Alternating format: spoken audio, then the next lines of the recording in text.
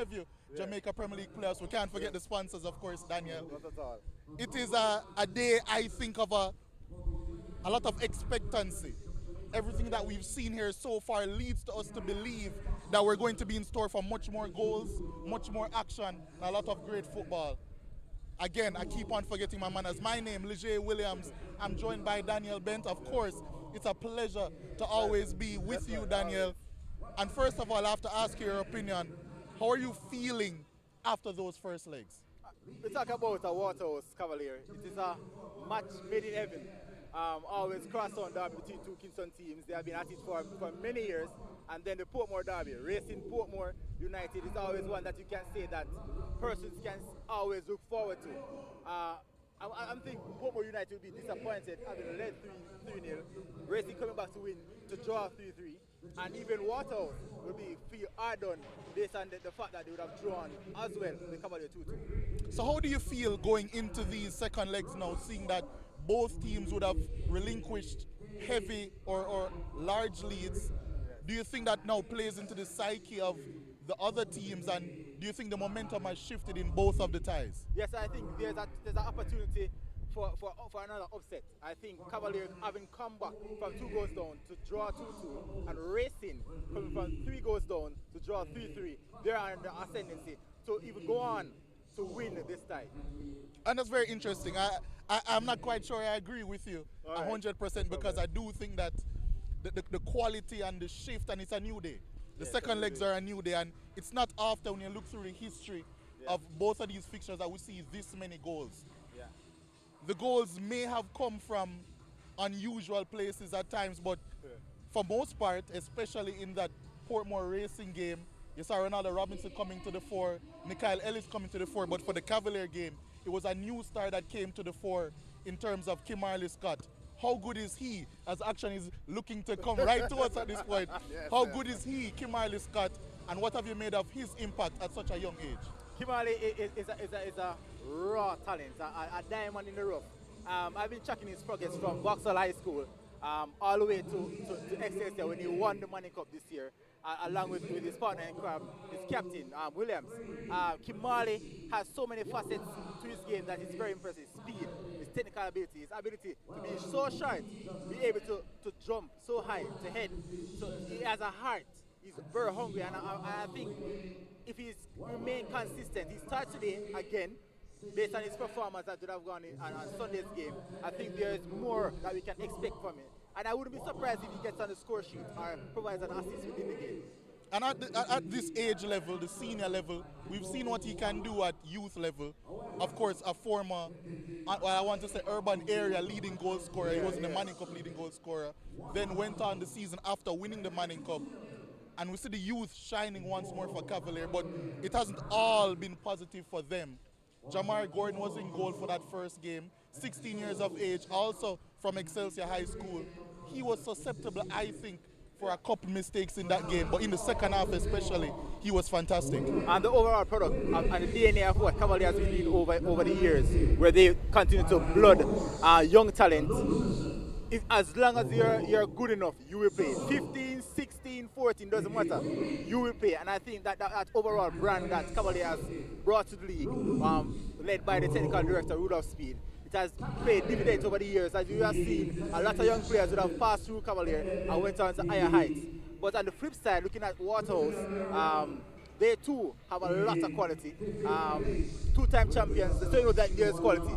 But they have always been the bride, but never the bride. And I think this season, they have been very consistent, especially with the change of coach from Marcel Gay to Abir Einstein. There's much more to come from this Waterhouse team.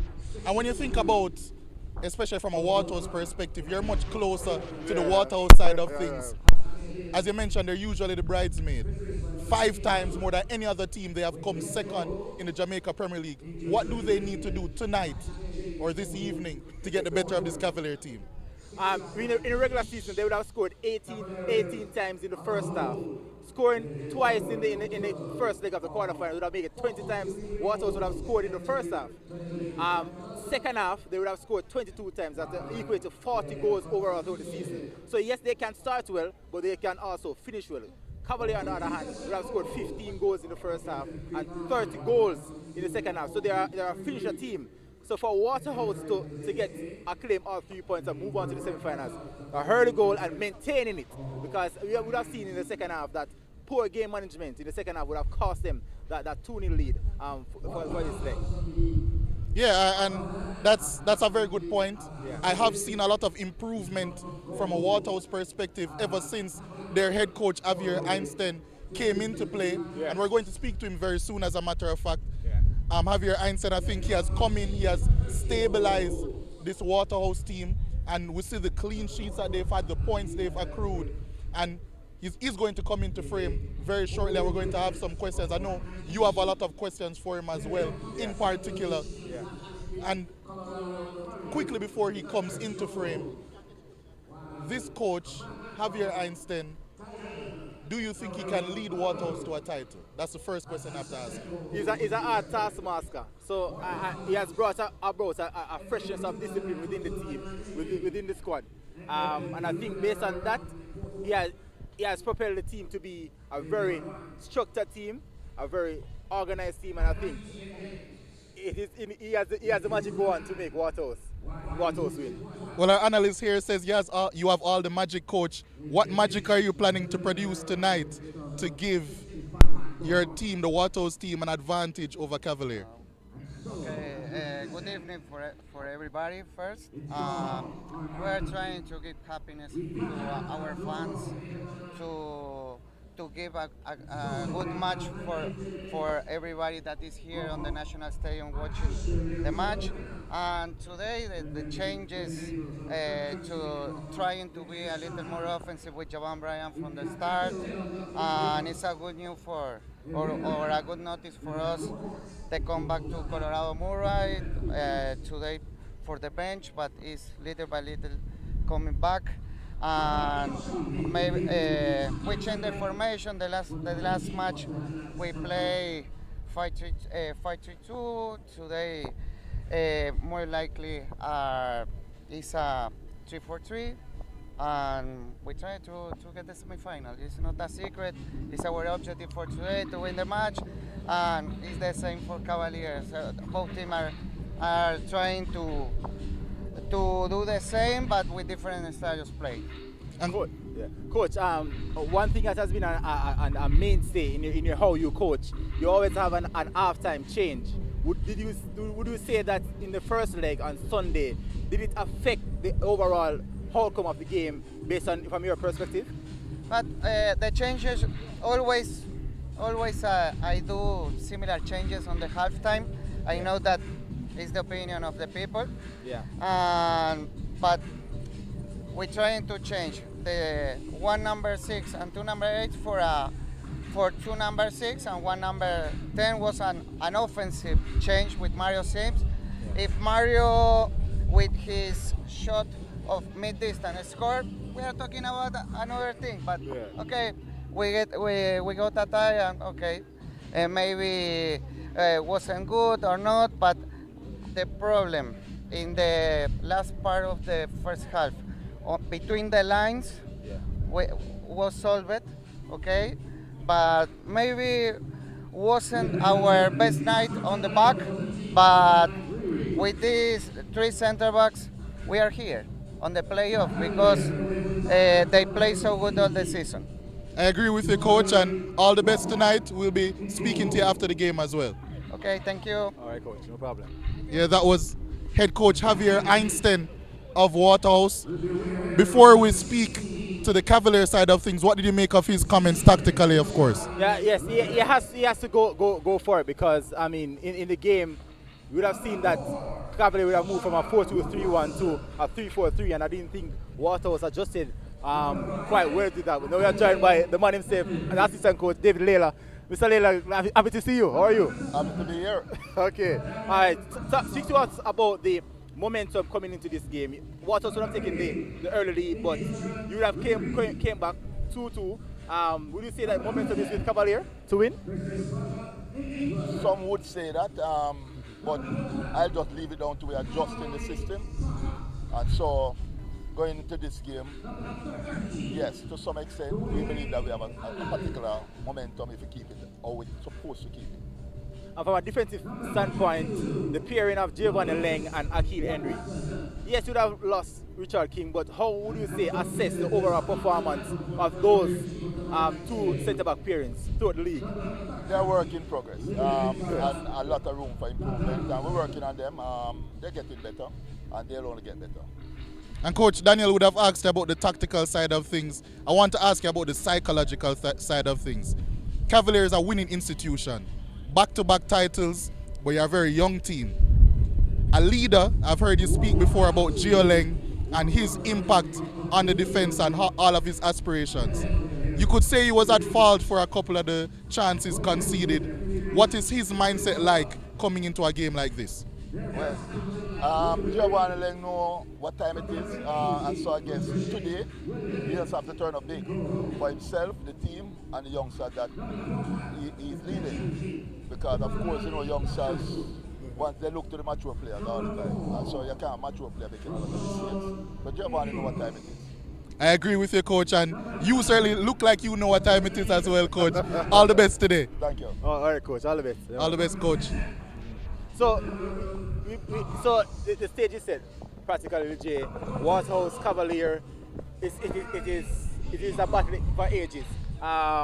If we were to call it, which other players do you think can definitely step up? I think Omani Leacock was okay, but was not superb. Yeah, Omani Leacock, for my money, has been one of the two best central midfielders in the Jamaica Premier League this season. I think that he had his moments, but Cavalier did a good job of condensing the midfield space, not allowing him to play the game that he would want to progressively. But I do think that you can't discount his quality, especially in ball progressions, and I'm looking forward to see what he can provide in this game. From a Cavalier perspective, we already mentioned Kimberly Scott, but I want to put it down to the same player that we just spoke to Coach Leila about, Giovanni Leng. Yes. Experienced player. Was a part of a final between Waterhouse and Cavalier back in 2021. Yes. Missed a penalty, and that day maybe Waterhouse is his bogey team because he was also, for my money, poor in the first leg. He has to step up as a senior defender, the senior player in this Cavalier team. We know his quality. It's time for him to provide and do what he has to do. We talk about another person that must come to light, Adrian Reid. He has had his injuries throughout the season. Was one time playing at right back and now he's in his natural position. A fit Adrian Reid can be a superb masterclass against any team. How do you grade his performance since he has been consistently playing in his natural position? I think it's been consistent. I think you used the word perfectly. Adrian Reid Jr. is a player that has experience despite his young age, has played in 3 Jamaica Premier League finals at different positions, as you would have mentioned, but in central midfield, he always makes his impact felt, and that's the most important thing, having that character, having that personality as a young central midfielder to provide those winning moments. And as we speak about winning moments, I have to ask you, yes. I'm the prediction guru, yes, but I like to delegate responsibilities. I know you're a big Waterhouse guy, but put your biases aside. Yeah, put it aside. What is your prediction for this game here this evening? Based on depth in quality, I will go with Waterhouse winning 2-1. 2-0. You know, I don't like agreeing with my co-host too much when it comes on to predictions. We think alike. So we think alike. I've known it for quite some time, so it is pretty evident why we would think the same way, but I also would go for a Waterhouse 2-1. I wouldn't be surprised if this game goes to extra time and penalties. That is the Cavalier way, and we have seen it in the past as well. Yeah. So that's basically what I'm going for personally. I'm looking forward to see what both of these teams can produce tonight. But until then, on this National Stadium pitch, on such an occasion, I personally can't wait. I'll be on commentary with Dean Smith. I'm sure we'll be seeing much more of you, not only tonight, but also throughout the playoffs. Yeah, definitely. Quick word before you go on the Portmore game and Racing United. That was also a scorcher. Quick word. I spoke to the coach of Racing this morning, and he said that he's going for it. And the racing unit, Tajay, yes, they might not have the depth in quality as Portmore would have, but the momentum, as you just spoke about, Cavalier having the momentum, they too have the momentum coming in this time. I agree with you wholeheartedly. Coming back from 2 goals is one thing, coming back from 3 goals is a whole other ball game. Ball game. So I have to ask you again a quick prediction. I know we're almost going to be up on a break to head into the commentary for the first game, the Cavalier Waterhouse game. Quick prediction. I won't give mine. I would say Racing 2-1. I disagree with that. I think Portmore is going through, but we have to That's see. a problem. We can't agree to disagree. For once. For once, yes. So after this, we're going to join the commentary. We're going to have a quick break. It's Cavalier taking on Waterhouse, second leg, Jamaica Premier League action, quarterfinal, second leg. Stay tuned.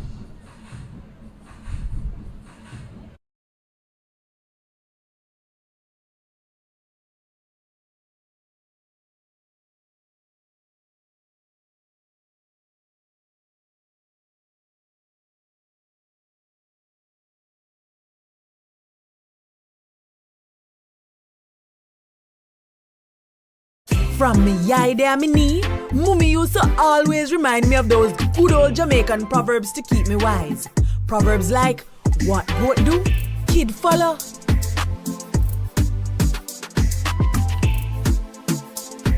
Good friend, better than pocket money. And if you can't catch Quaco, you catch him short. Just like the proverb Bosco Oats is ingrained in Jamaica. A CB chicken, a better way. Introducing air chill chicken. It have more flavor, you don't know what you're missing. It tastes better, full of flavor in the kitchen. Better value, better taste, better chicken. CB chicken, tastes way better. Air chilled chicken, full of flavor. Taste way better. Better value, better taste, better chicken. No antibiotic and hormone free. Have you tasted the new air chilled chicken? Or my chicken nut? CB chicken, it tastes way better. I save from VM Building Society. Every deposit got me here. Every step forward put me in the driver's seat. For everything you're looking forward to, open an iSave account today. Visit gotomyvm.com to get started. Every $25,000 you save with iSave earns an entry to win cash or a new home of your own. The more you save, the more entries you get, and every entry has a chance to win a brand new home of your own. VM iSave is the key to winning. Here's to the early risers, and we are here all-nighters, the go the extra milers, and let's do it until it works, workers. People who are powerful, because they power through, day after day, challenge after challenge. You see, true power is not something you can buy or collect. It's something that starts on the inside, and you always know it when you see it. Sunshine Snacks Peanuts, proud supporters of the powerful. Ray and Neve, feel we culture. Yo! New beginning, we winning, so share our spirit where you living, yeah. Share it! I make we all a one bar, you don't know we come from far. From far, anytime we rep, feel we country. Rear rum, it have to come with we. No matter with the bad vibes. Poor rear rum, a celebration time. I feel we culture. Make we show ya Jamaican culture. Ray and Neve, overproof from we just a do it for we culture. A CB chicken, a better way. Introducing air chill chicken. It have more flavor, you don't know what you're missing. It tastes better, full of flavor in the kitchen. Better value, better taste, better chicken. CB chicken, tastes way better. Air chilled chicken, full of flavor. Taste way better. Better value, better taste, better chicken. No antibiotic and hormone free. Have you tasted the new air chilled chicken? Or my chicken nut? CB chicken, it tastes way better. I save from VM Building Society. Every deposit got me here. Every step forward put me in the driver's seat. For everything you're looking forward to, open an iSave account today. Visit GoTo.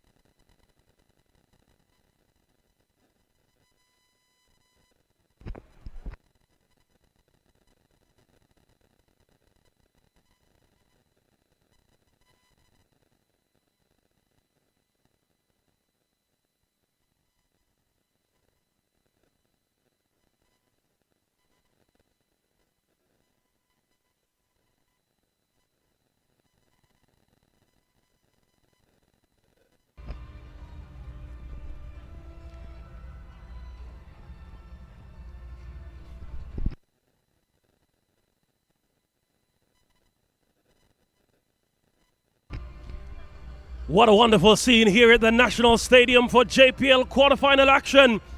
This is a big matchup. The first leg ended in a 2-2 draw, Waterhouse and Cavalier, but they renew their rivalry, and this is expected to be a battle of attrition. Dean Smith in commentary. I'll be joined in a short while by Lejay Williams. Always great to be inside the JPL. The teams have marched out and they'll be greeting each other, doing all the pleasantries.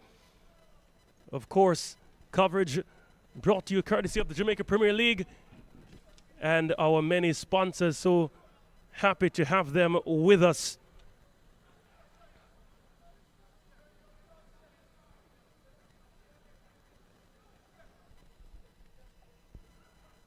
Waterhouse, led by their captain, Kimani Campbell. He's already with the team of officials. Of course, this is a very solid cast of officials leading the proceedings for this one. But let's have a look at the Waterhouse lineup. Yeah, Waterhouse FC. Roger Williams in goal, Kimani Campbell, Rashawn Amos, Javane Bryan leading the line alongside Neran Barrow today, Omani Leacock, Kavis Paul, the aforementioned Neran Barrow, Jesus Mario Gudino, Shamari Dyer, and Shamari Dallas. Javier Einstein said they're switching from a 3-5-2 to a 3-4-3. Cavalier, they're going for something similar as well. Jamari Gordon in goal, Gio Leng, Shamar Watson, Akil Henry, Daryl Massacre, who was on target in the first leg, Adrian Reed, Kimarley Scott, who got a goal and assist as well, Dwayne Allen, Lewis Watson, Livingston Donaldson, and Christopher Ainsworth, the man who has played the most minutes in the Jamaica Premier League this season. Rudolph Speed, the technical director. Well, the players to watch then are the Thomas for Waterhouse. Of course, he had a goal in the first leg. Kimani Scott for Cavalier, he too had a goal. Quality players, as we see the referees having a quick chat with the team captains. Lejay, what a big matchup this is. Yeah, it is, and Damian Parchment will be the man in charge. Experienced CONCACAF official Josette Kerr Wilson, Kedley Powell, his assistants, with Alexi Perry, the fourth official. And it's really shaping up to be a fantastic one. The National Stadium is always the perfect arena for any match of this magnitude. Two powerhouses in not only Kasafa football, Kingston and St. Andrew football, but all of football in or on the island of Jamaica. And after that first leg, what that served up 4 goals. I personally can't wait for something hopefully quite similar to that goal explosion. It was something really to savor. Of course, the neutrals were wondering if Waterhouse would just breeze past Cavalier, but perhaps they didn't see what happened in the first leg, where Racing, with the most dramatic of comebacks, ended that one 3-3 against Portmore. They go in the late kickoff later on today, but that's a team of officials. Perhaps you could call it an Avengers cast of officials for Cavalier. How many titles between all these coaches? Yeah, it's as players as well. Rudolph Speed, of course, no need to speak about his accomplishments. Marcel Fozigale, of course, that's another wrinkle in this rivalry. He left Waterhouse in January, replaced by Javier Einstein, the Argentinian, who is now leading this Waterhouse team. There he is on the far left. He will be assisted by Alex Thomas. Also see former national under-20 player Luca Levy there on the coaching staff as well. So a lot of prestige, a lot of heritage, not only on the field, but on the coaching staffs as well. Looking forward to a big one, and we're only moments away from the commencement of what is shaping up to be a massive encounter. Black with white trimmings, Waterhouse in their traditional yellow with some trimmings of blue thereabout. The Cavalier in full black.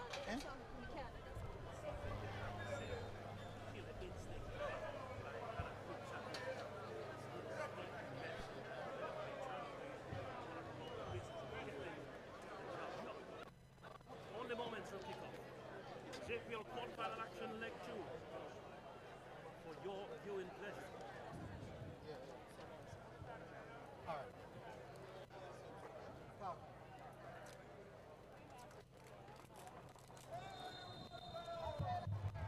we go. Cavalier in possession at the moment. Forbes to Reed. Michael Forbes, the tall man, didn't get the best clearance. They had a very shaky start in the first leg. Trying to make amends here, but Waterhouse with possession now. He gets it to Campbell. Here's Bernardo Thomas, always a tricky customer, so silky on the ball, but he's stripped of possession, and it's out for a throw-in for Cavalier early in the proceedings. Throw taken.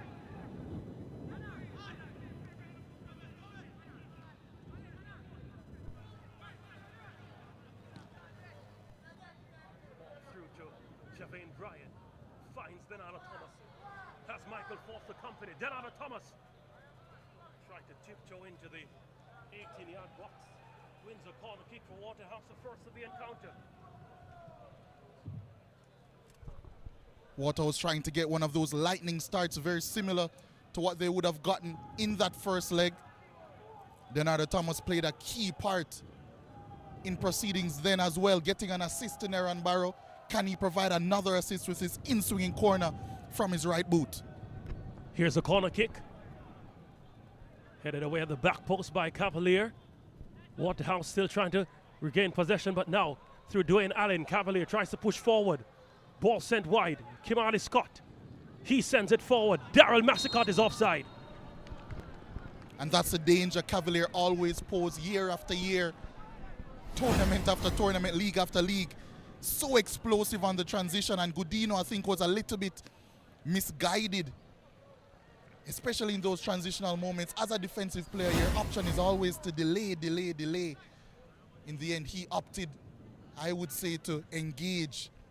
But luckily for him, Massicott didn't time his run effectively, and Waterhouse could escape. Dyer tried that long ball forward, only out for a throw-in, and Cavalier will continue the business. Lewis Watson, of course, has come into the side at the beginning of the season. Of course, a former Kingston College player. His father, Raymond Watson, no stranger to coaching in the high school circuit, both at the under-16 and under-19 levels. Currently with Jamaica College in the under-19 competition, formerly of Kingston College, where he won many titles there as well. Good to see Lewis Watson back in the island doing his business, carrying the family legacy, so to speak. Yeah, and had a pretty impressive performance in that first leg. Always difficult, especially against this Waterhouse team that love to overload in the wide areas. Shamari Dallas constantly bombing down that right-hand side, plus that right-sided attacker. Today it's going to be Javane Bryant, so it's a much different proposition, a much more physical one, as opposed to what he would have encountered in that first leg. It'll be quite intriguing to see how he deals with it. Still some minor defensive duties for Cavalier. Giovanni Leng, the most experienced player on this Cavalier setup now, the captain. He really has seen it all, but I think in a few instances he let his team down in that first leg. He did, didn't he? Uncharacteristically, I must say. I won't frame it as if it's a norm for him. Yeah. He's been rock solid for Cavalier for quite some time now. But maybe now without his usual, I would say, partner, but it used to be partners alongside Kyle Ming before he went to Mount Pleasant at the start of last season. Now Richard King plying his trade over in Scotland at St. Mirren. Had a goal yesterday, I believe, as well, yeah, Richard King. Yeah. A much different proposition now for him. For their credit, Cavalier have said that this is a rebuilding year. Whatever happens this year, they'll be satisfied with it. Knowing how used they are to winning, I'm not sure if I really believe that, but perhaps that's the statement they make for the media. But nonetheless, let's see how this one goes. In possession, Ainsworth tried the Galactico-like shot. Never short on confidence is Christopher Ainsworth. We saw him play most of his trade at left back throughout his Cavalier career so far. I believe that Shamari Dyer needing some assistance.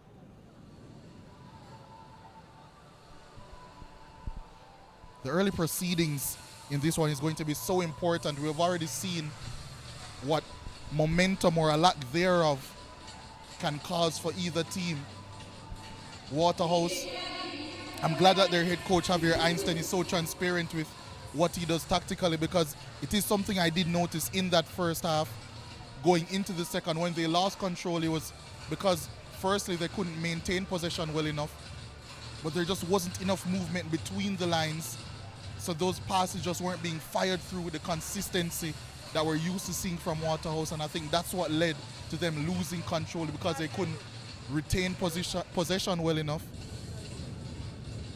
I think that's why we've seen the change of system here today, and it seems as if we're going to have a change in personnel early on as well, because Shamar Dyer is clearly really struggling, and they are calling for the stretcher for him right now, says Danian Parchment.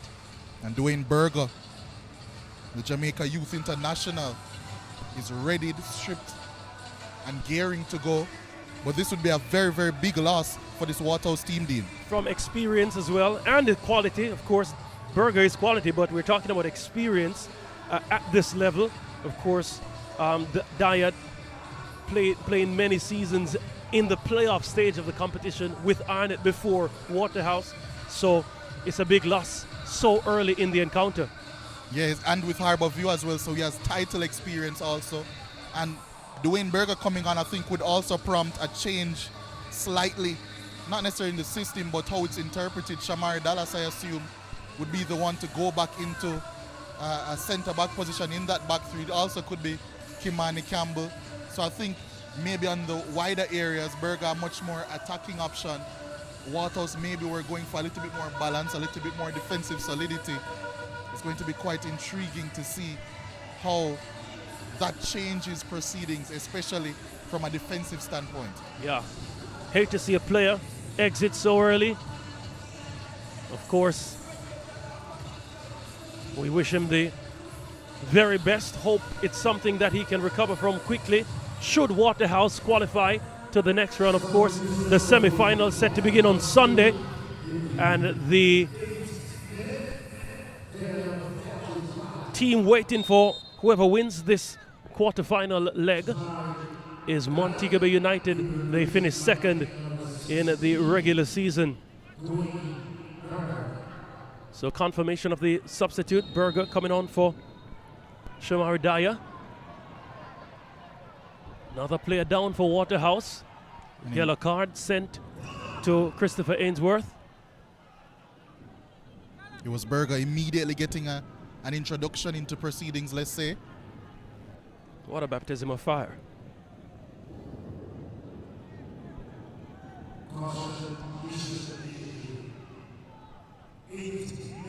Shamar Dallas has certainly found favor with Javier Einstein.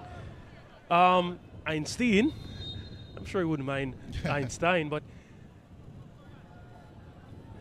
have never seen him with so many minutes as a Waterhouse player. Of course, he's been used there and thereabout, but has been a staple in this Waterhouse setup under new management. Let's see if he rewards them in this particular matchup. Throw in for Cavalier. They win another one. Confirmation of that yellow card to Christopher Ainsworth. Now in the number 10 shirt for Cavalier. Picking up from where Dwayne Atkinson left off. He now applies his trade in the USL. Here's Waterhouse. Thomas gets it to Berger. First real touch of the ball now, Berger.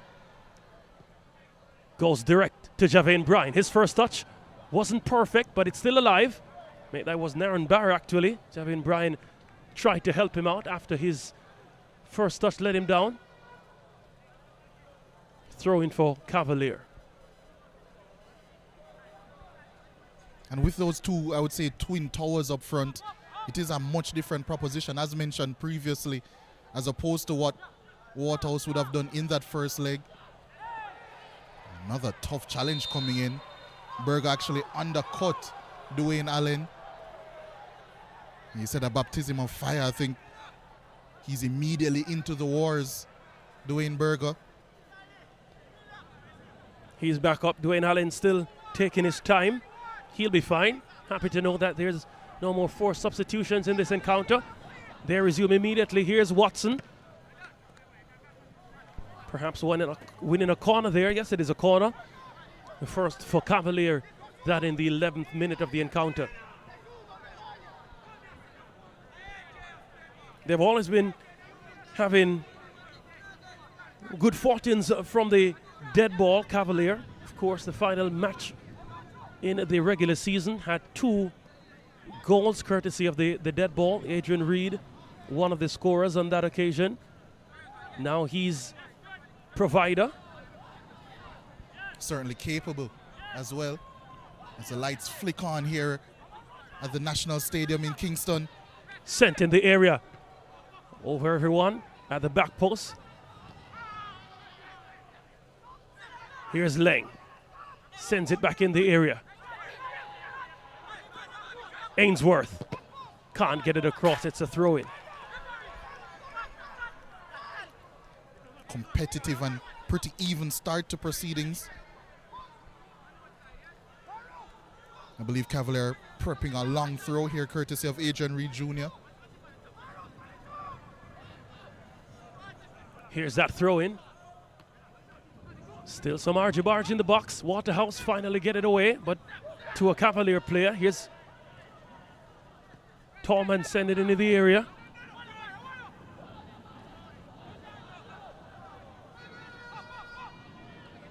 Here's Akil Henry. The Trinbagonian all the way back to the young goalkeeper. Gordon sends it up the field. Waterhouse get in possession. Here's the captain Campbell. Omani Leacock from the Bahamas. Make that Barbados. Berger can't keep that one in. It was a miscued kick from Cavis Paul, the Guyanese. Of course, I'm being deliberate to mention the international flavor, or the regional flavor if you want to be a bit more specific. Here. It's littered all over this pitch at current. Yeah. With much more to come as well. If we're looking on the bench for both teams. Good turn from Kimali Scott. Can he get by? Dallas there with him. Dallas did the business there. Scott won back the ball, but illegally, says referee Danian Parchment. And rest assured, this won't be the last time we see him nipping at a defender's heels throughout this game. A real bundle of energy is Kimali Scott. We saw that in full effect in the first leg. A goal and an assist led that comeback in a player of the match performance for Cavalier.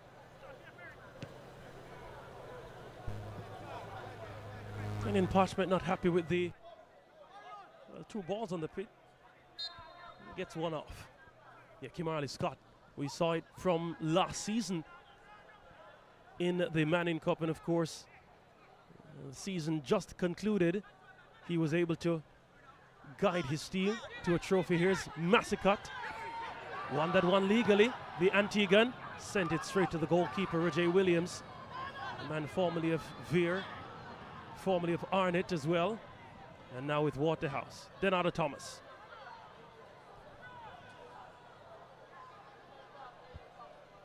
Leacock certainly taking his time. Amos trying to launch that one forward. It's charged down. And Roger Williams back in possession. Ball sent forward, but into touch. The speed of pass for both teams not quite high in this game so far. I think that has led to a much lower tempo, especially from a Waterhouse perspective.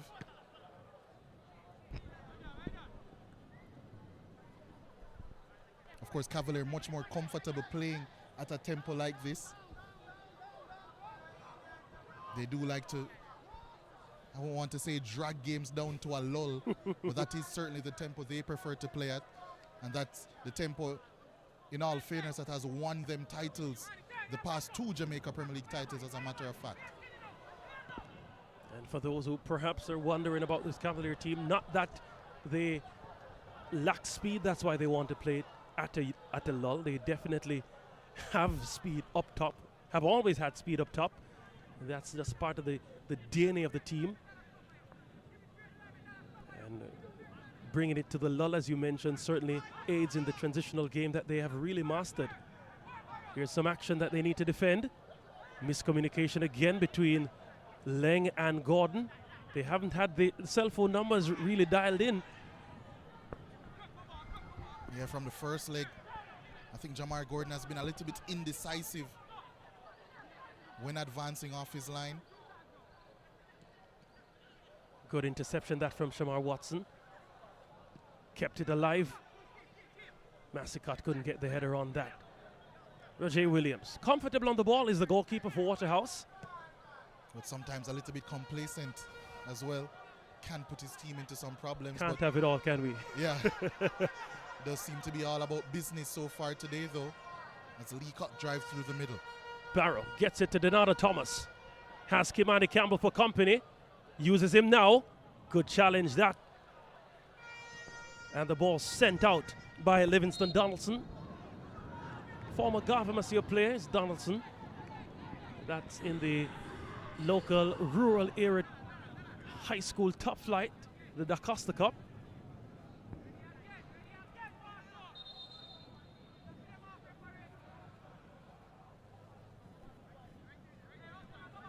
Were champions 2 seasons ago, Garvey-Massey, since surrendering to St. Elizabeth Technical late in 2025, I beg your pardon. Here's action as Waterhouse try to clear their line.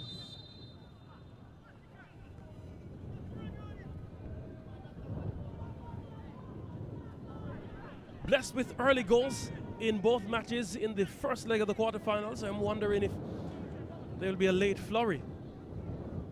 Of course, I'm not sure the neutrals would want a penalty, the lottery of the penalty shootout to decide who goes forward.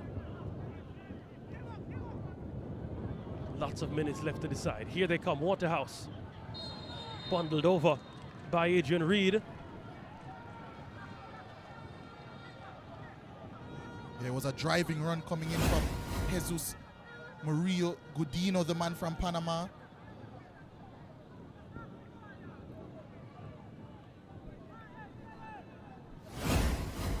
Free kick in a dangerous area.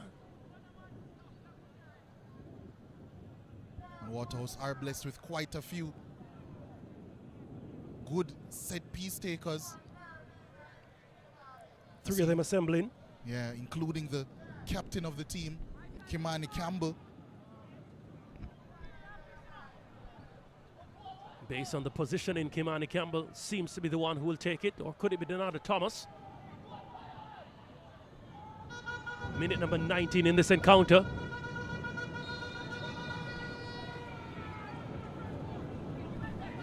Donata Thomas over the top. Never looked quite convinced as he struck that one, Donata Thomas. Surprised as well that it wasn't the skipper that was the one engaging in that free kick. Certainly favored a left-footed option as well. But then Thomas, his confidence surely high coming into this one. Goal and an assist. Big impact player and has been for quite some time now for Waterhouse. Has loads of skill. I remember when Jermaine Miller was a part of Marcel Gale's coaching staff, I asked him about just the demeanor of Donata Thomas. Said he's one of the most quiet players he's ever come across, with so much skill and swagger on the field. And he thought that had he been a bit more commanding, even as a person, it would have translated at a higher level in his game. Sometimes it's just too easy going. It does seem as if Javier Einstein has been getting the best out of him ever since he took over in January. Here's Cavalier. Massicott didn't have the best first touch. Waterhouse trying to clear.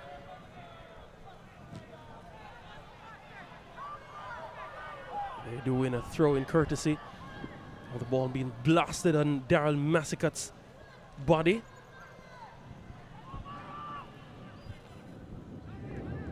Cavalier trying to win it high. Kavis Paul doing the business there.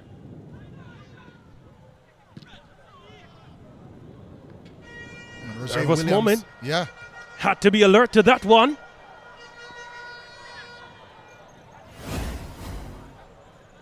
Just at a snapshot. Yeah, it was Shamar Watson. I think he was just trying to hook that one back into a dangerous area. And it looked as if he was just going to creep into that back post. Roger Williams had to be alert. Thankfully for Waterhouse and their supporters, here's a corner kick, retakes it, headed away by Javin Bryan at the back post. Donaldson tried to get the half volley. Yeah, but handled it as he miskicked it as well. Waterhouse can get another opportunity to get some possession in this game. Neither team, I think, has quite settled in possession. It has been a game played with a lack of control, I might say, and that was exemplified there on the right-hand side through Donaldson.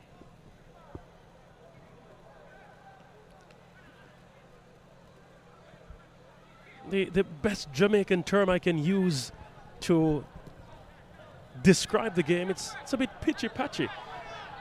No real control, as you mentioned, here and there about.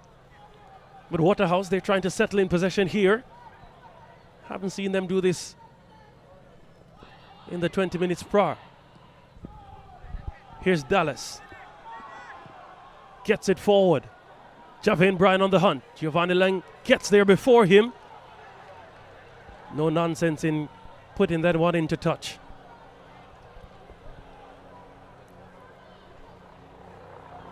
It can give Waterhouse an opportunity to possibly load up that penalty area and provide a long throw. 3 players in the area, headed away by Lang. Here's Leacock, slipped, regained possession though. Almost thread that one through to the youngster Dwayne Berger. A really good attempt there by Omani Leacock. Hasn't gotten on the ball much so far in this game. Being closely watched, closely marshaled, especially by Dwayne Allen. However, Cavalier weren't able to prevent this corner kick. It will be an outswinger. Denardo Thomas to whip it in. All of 5 players in the box to aim for in a Waterhouse shirt. Oh, that was a good attempt, you know. Shamar Dallas wasn't able to provide the finishing touch there. But Kimani Campbell was tripped up right on the edge of the penalty area. Referee Parchment was right on the scene. It was Donaldson and it does seem as if that one was quite close to the penalty area. Waterhouse not having the benefit of VAR. Certainly it wasn't that far away from the 18-yard box. It certainly wasn't that far away. Cavalier should count themselves lucky. And I think this was a weird scenario where the player was traveling outside of the box instead of going into it. So it would be quite difficult for the referee to judge at that point. But I think when they watch this one back, it might be Waterhouse feeling hard done by, unless they convert this set piece nonetheless.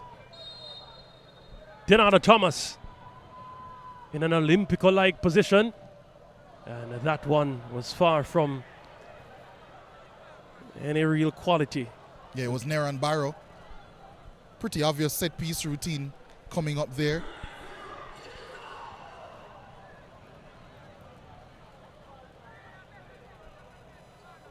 Cavalier launches one forward through Lang. Scott trying to head that one. Does win it.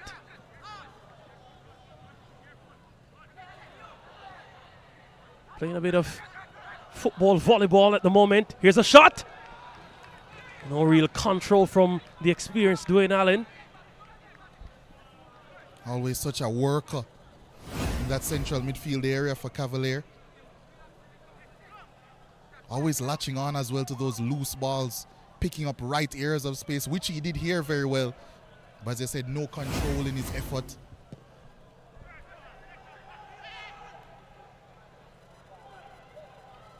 Barrow gets it to Javane Bryan. Does well. Javane Bryan! Charged down by Giovanni Leng. You get the feeling that that was a very, very important defensive action from Leng. Cavalier still at the ball. Dwayne Allen trying to go forward. So many players from Waterhouse surrounding him. They win the possession now. Kavis Paul, the Guyanese, streaming forward. Gets it to Thomas.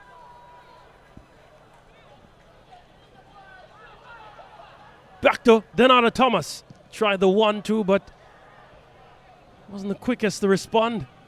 Kavis Paul did win a throw-in for Waterhouse nonetheless. And finally, the game getting a little bit stretched.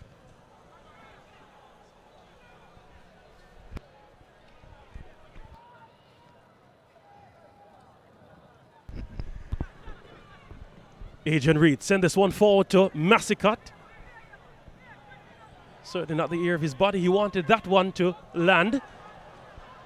And certainly not the control that Rashawn Amos wanted to effect as well. Trading blows.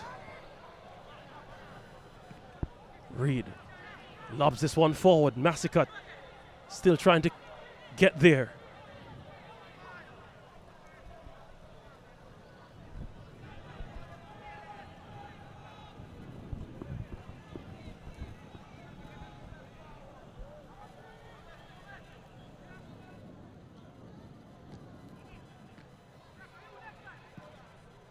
Waterhouse trying to attack. Javane Bryan giving chase to that one. It was played off him by Lewis Watson. He's asked to do quite a sacrificial role in this setup, is Javane Bryan.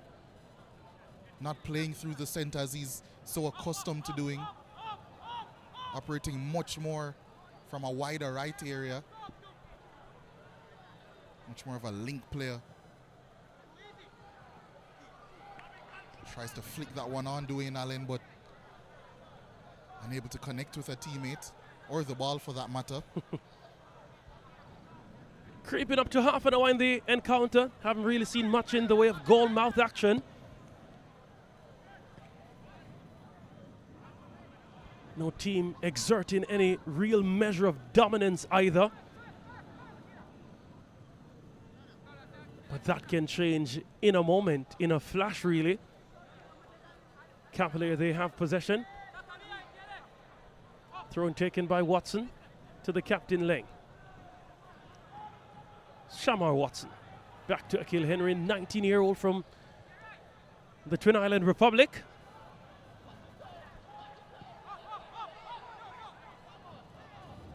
Another teenager in goal for Cavalier in the form of Gordon. He punts that one long. Their best spell of possession so far. Donaldson sends it in the area. Header! Follow up, it's in!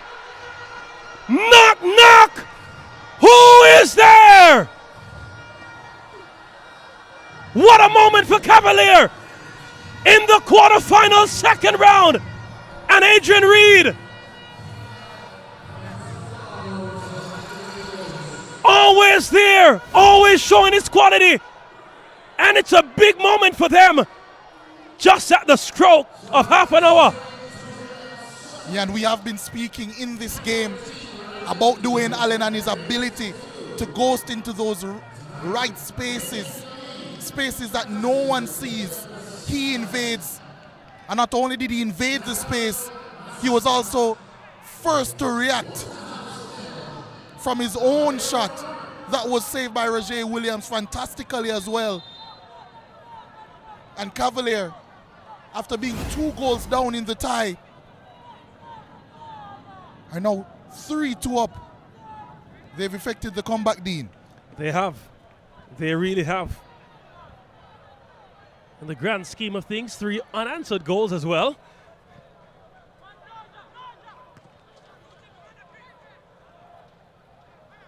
How does Waterhouse respond? I can legitimately say now, from your coach's hat, how does Waterhouse respond, Lejay? Yeah, I think it's all about playing with a little bit more confidence. Here they trying come. to move the ball a little quicker as Kimani Campbell was trying to do. Just play with a little bit more purpose. Everything that they do tactically is almost right. They're doing well. It's just about playing with some more purpose and a little bit more urgency, as Dwayne Allen was urgent in that scenario. Can one of their players be the first to meet this DeAndre Thomas corner? Here's a big chance for Waterhouse. Kimani Campbell just wasn't there to capitalize. Good defensive work.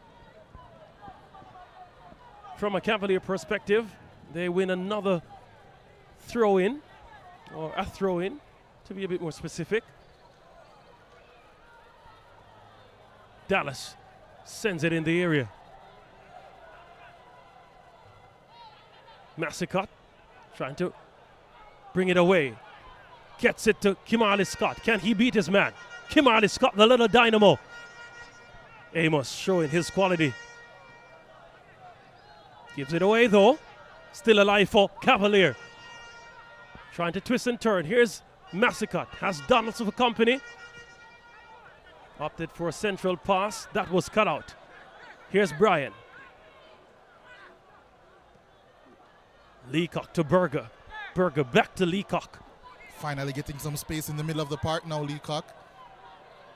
Can he be cut out here by Cavalier? They double, triple teamed him, but he was able to pass it off. Roger Williams now in possession. Yeah, they really did well there to set a trap for Leacock. Ball forward to Donato Thomas. Silky smooth. That delivery. Perfect, if not perfect. Here's Dwayne Berger. Can't get it in. Always so tricky when the ball is bouncing there. Adrian Reed boots it forward. Can Kimali Scott keep it in? No, he can't. You're unable to do so.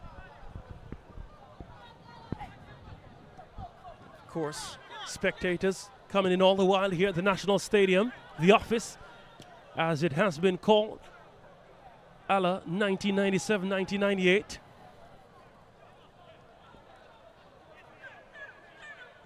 Of course, the big matchup, the Portmore Derby.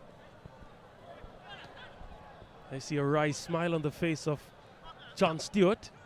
He'll be in the commentary position for that matchup. Here's Waterhouse now. Barrow didn't have the best touch. Kimani Campbell, can he spring something from there? He couldn't. Here's Leacock. Skipping past two. Brian sends it wide. Dwayne Berger goes back centrally.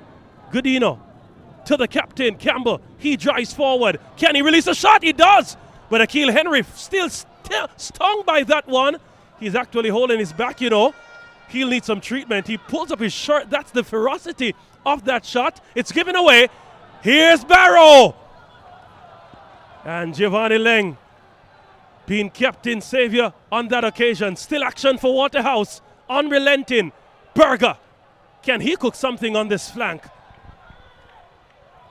Christopher Ainsworth says, get up. Nothing is doing. Yeah, cheaply gave that possession away, I would say. Dwayne Berger. Waterhouse for once finding a way to sustain some pressure. Gordon has been relinquished.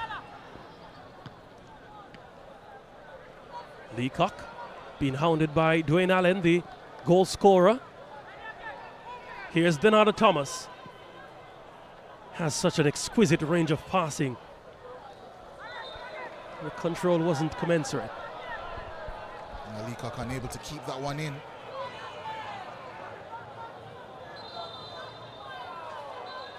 And now it is Jamari Gordon needing some assistance. I think the Cavalier coaching staff probably sensing that they need a little bit of a timeout to settle things here. Here's a look at the goal scored by Dwayne Allen. First header, Roger Williams has saved it, and he was first to the rebound. Would that be classified as a goal and an assist? It was excellent movement initially, sneaking in between two defenders who should have been more aware. And then even after getting that shot off, he was still first to react in that penalty area. And it's those little details, the minute ones that champions certainly are fans of. And that's what Dwayne Allen has up his sleeve. That's what Cavalier have up their sleeve. And 10 minutes into the first leg, you might have thought that Waterhouse were going to go on to dominate this tie. But we're inching close to what would now be, you can say, the three-quarter way in the tie. Yeah. And Cavalier have found themselves in front and at top of proceedings for the first time.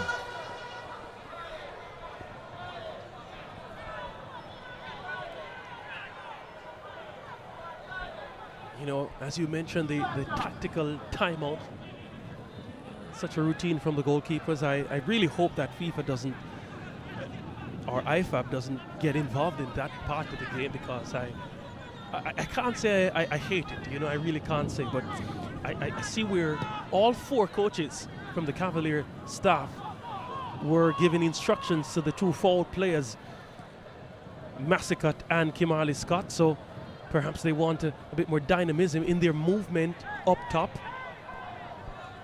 Let's see if that instruction is materialized.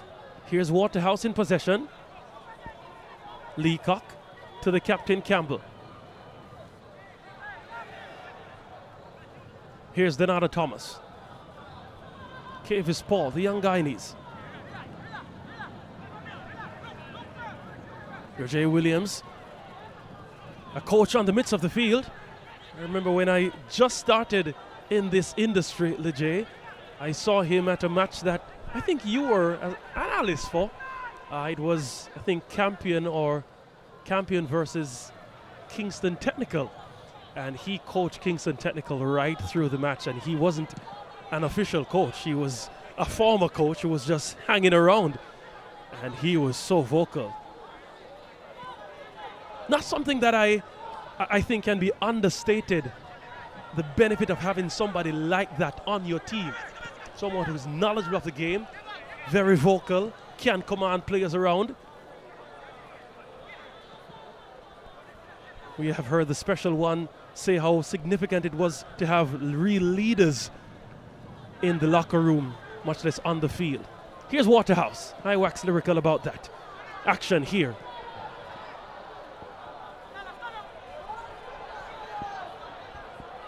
Berger can't get it to a teammate in yellow and white.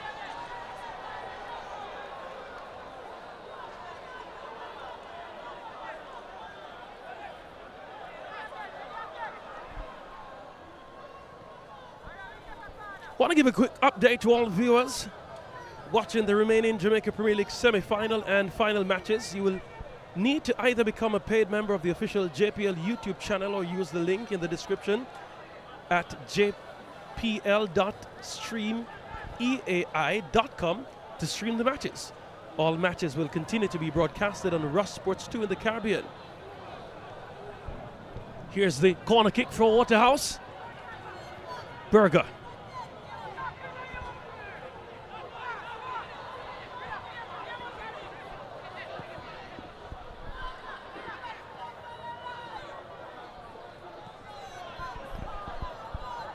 Shamar Watson gets it to Massicott now.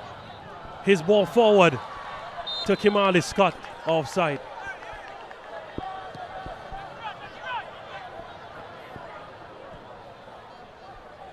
Action continues. Berger has seen a lot of the ball. Here's delivery.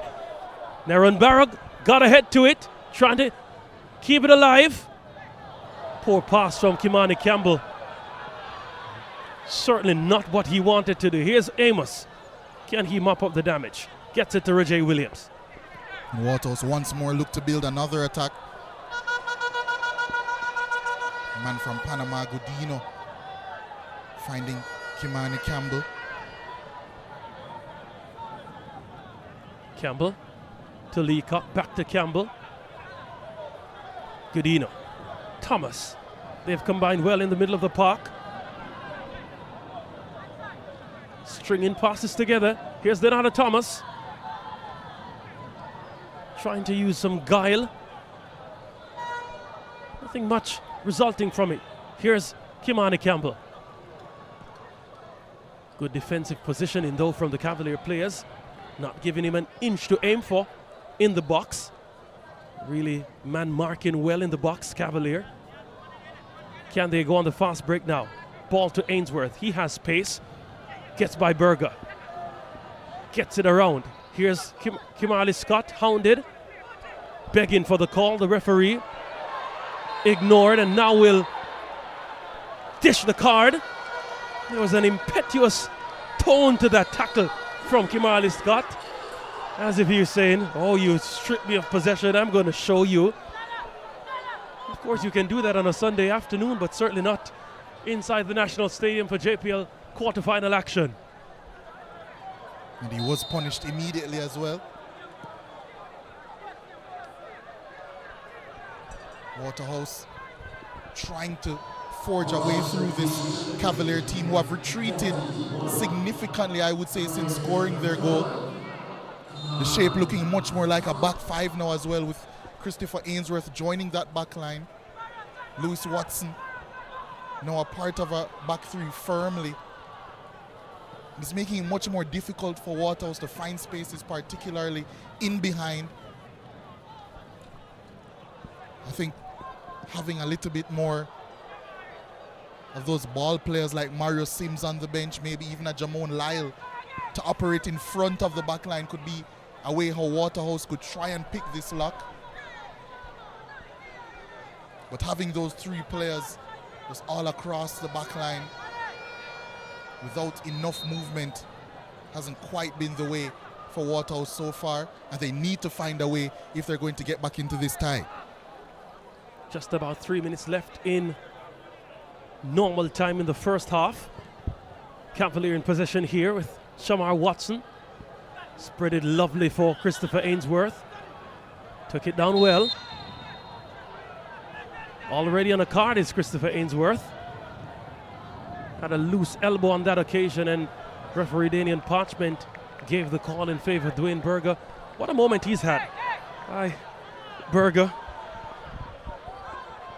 You just never know how a youngster will turn out. I remember when he was perhaps in grade 7, grade 8, thereabout. A mutual friend invited him to play with us at his event, and yeah, his brother who played for Kingston College was really the standout then. Messi they called him. But would have never imagined that he would have been the one in the Jamaica Premier League and headed to the Under-17 World Cup as well. Yeah, absolutely fantastic young talent is Berger.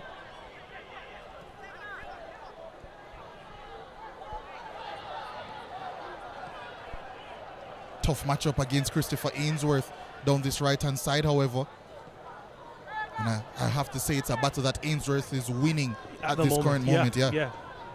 Of course, Ainsworth not a stranger to starting playoff life as a youngster. Has already been in 3 finals. Christopher Ainsworth.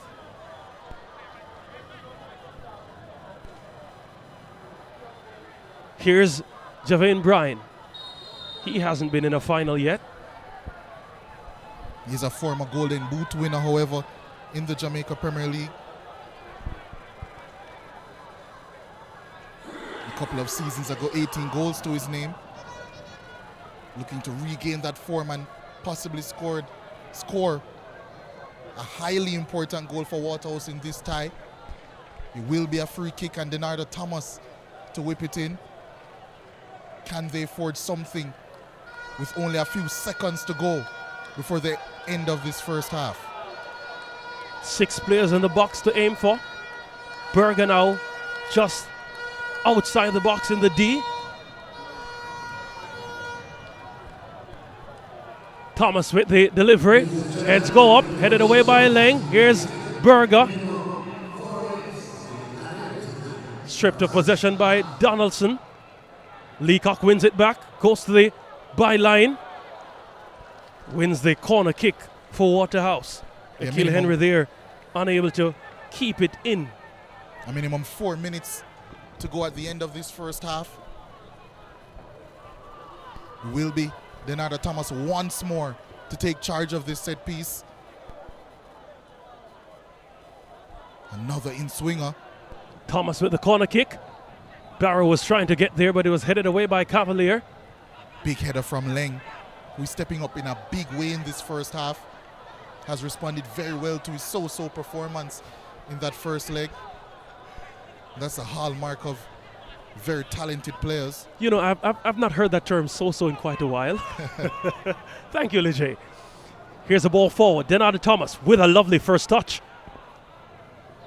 Still, Thomas has two for company.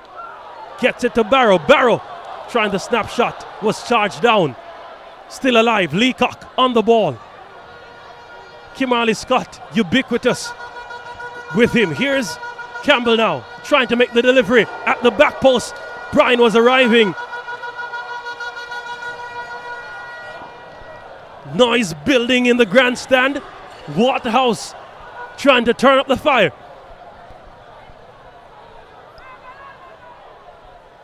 Javane Bryan being told to leave it by the youngster Dwayne Berger. Loose ball! Oh, lovely snapshot! But he was equal to the task, was Jamari Gordon. What a moment for him, what a moment for Brian. Things can change so quickly. Absolutely superb save from Jamari Gordon. He was one of those Cavalier players that had a so-so time of it in that first leg. But ever since the second half onwards, he's been sterling. Here's a corner kick. Still alive for Waterhouse. Leacock! Looking for the V. Didn't find the swing there. Here's another look at that snap save. Or make that the effort from Leacock. Just about drifting from that far post of Jamari Gordon.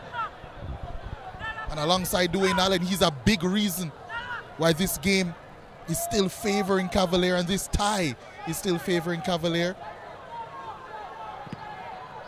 Javane Bryan doing excellently there. Here he comes. Gets it across. Denardo Thomas! Oh, he was trying to grow an inch. Only an inch he needed there. Oh, wow. Well, they're getting their money's worth, Leger Williams. Yeah, really good work from Javane Bryan.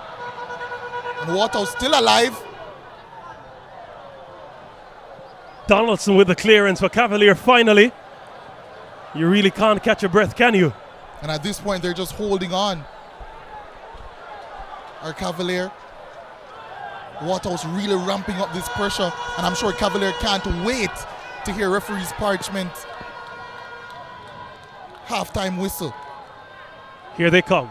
Watson gets it out wide. They get the call now. A belated whistle from Danian Parchment. That whistle will do as well. Finally to relieve some pressure. And I suspect that they will take quite some time over this set piece as the first half inches to a close. Christopher Ainsworth over it. Takes it short. And he bides the time. That's the halftime whistle from Danian Parchment. Waterhouse and Cavalier. Second leg action in the quarterfinal of the Jamaica Premier League. Cavalier, courtesy of Dwayne Allen. Just about at the stroke of the half an hour mark in this matchup. He was able to head onto the goal from Roger Williams. And then, when Roger Williams was unable to save, he followed up with an emphatic finish. So, Cavalier, they lead after 45 minutes. JPL quarterfinal action. Let's have a quick look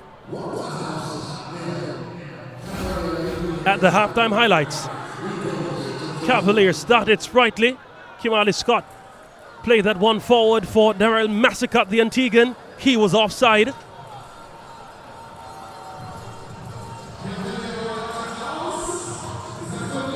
Here's another delivery. Make that an attempted shot from Christopher Ainsworth, rather ambitious. Waterhouse also grew in the match.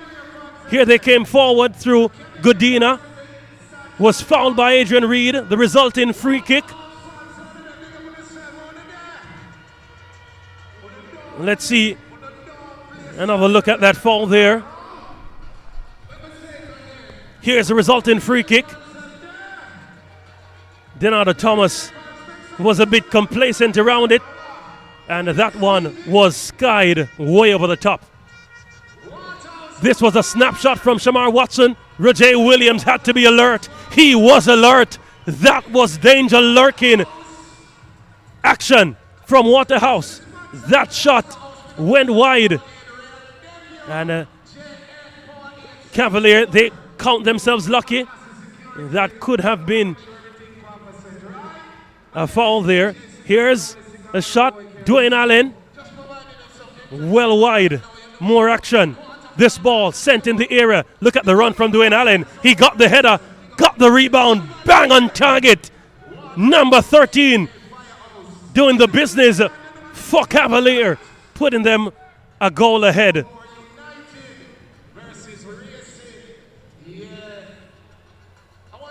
More action here. Throw in from Waterhouse. Look at that shot. Look at that save from Jamari Gordon. He had elastics. More action. That one came alive. Leacock trying to find the top corner. Couldn't find it. More action. Waterhouse pushing for the equalizer. That one was so perfectly placed. But only a few more inches needed from Denardo Thomas.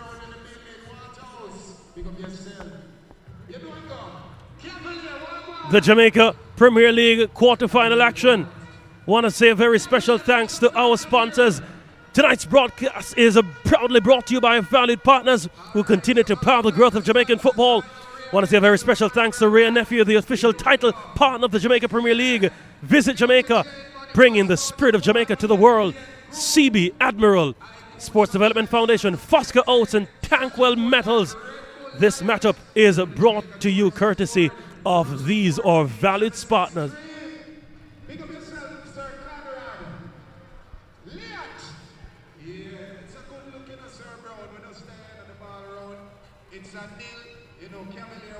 Here's the match stats. Waterhouse with 58% of the possession. They had 3 shots, none on target. Cavalier also having 3, 1 on target. 8 corners between the two teams, 6 for Waterhouse, 2 offsides to Cavalier. They also had 2 yellow cards. They need to watch that. No red cards. But importantly, at the half, they have 1 goal.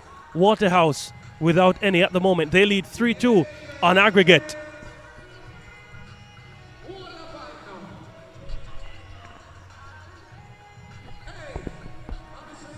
Well, we take a break here from the National Stadium. When we return, second half action.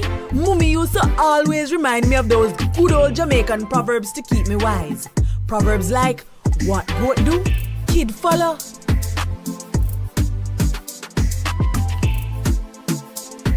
Good friend, better than pocket money. And if you can't catch Quaco, you catch him short. Just like the proverb, Fosca Oats is ingrained in Jamaica.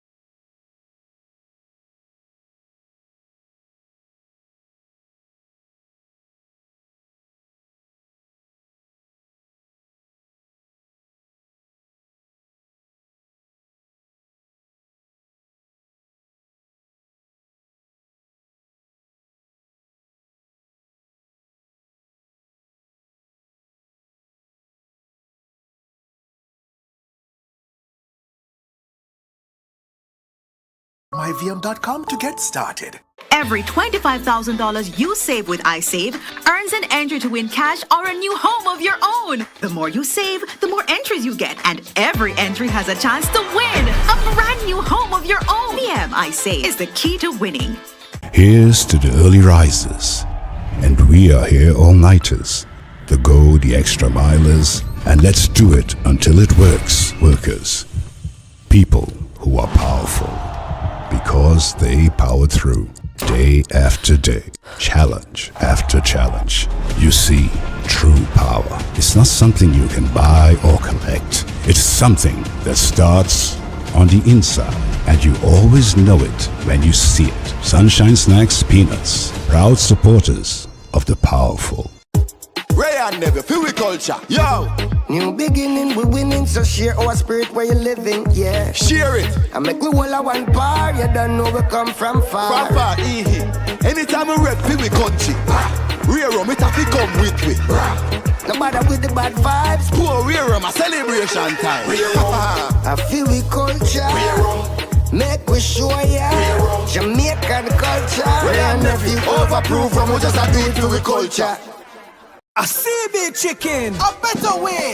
Introducing air chill chicken. It have more flavor, you don't know what you're missing. It tastes better, full of flavor in the kitchen. Better value, better taste, better chicken. CB chicken, tastes way better. Air chilled chicken, taste way better. Better value, better taste, better chicken. No antibiotic and hormone free. Have you tasted the new air chilled chicken? Or my chicken nut? CB chicken, it tastes way better. iSave from VM Building Society. Every deposit got me here. Every step forward put me in the driver's seat. For everything. From me yai there me knee, mummy used to always remind me of those good old Jamaican proverbs to keep me wise. Proverbs like, what goat do, kid follow.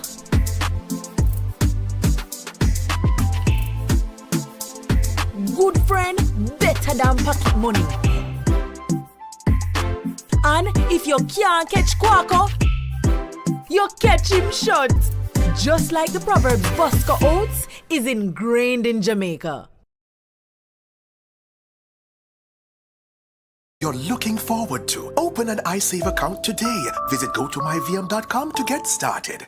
Every $25,000 you save with iSave earns an entry to win cash or a new home of your own. The more you save, the more entries you get, and every entry has a chance to win a brand new home of your own. VM iSave is the key to winning. Here's to the early risers, and we are here all-nighters, the go the extra milers, and let's do it until it works, workers. People who are powerful because they powered through.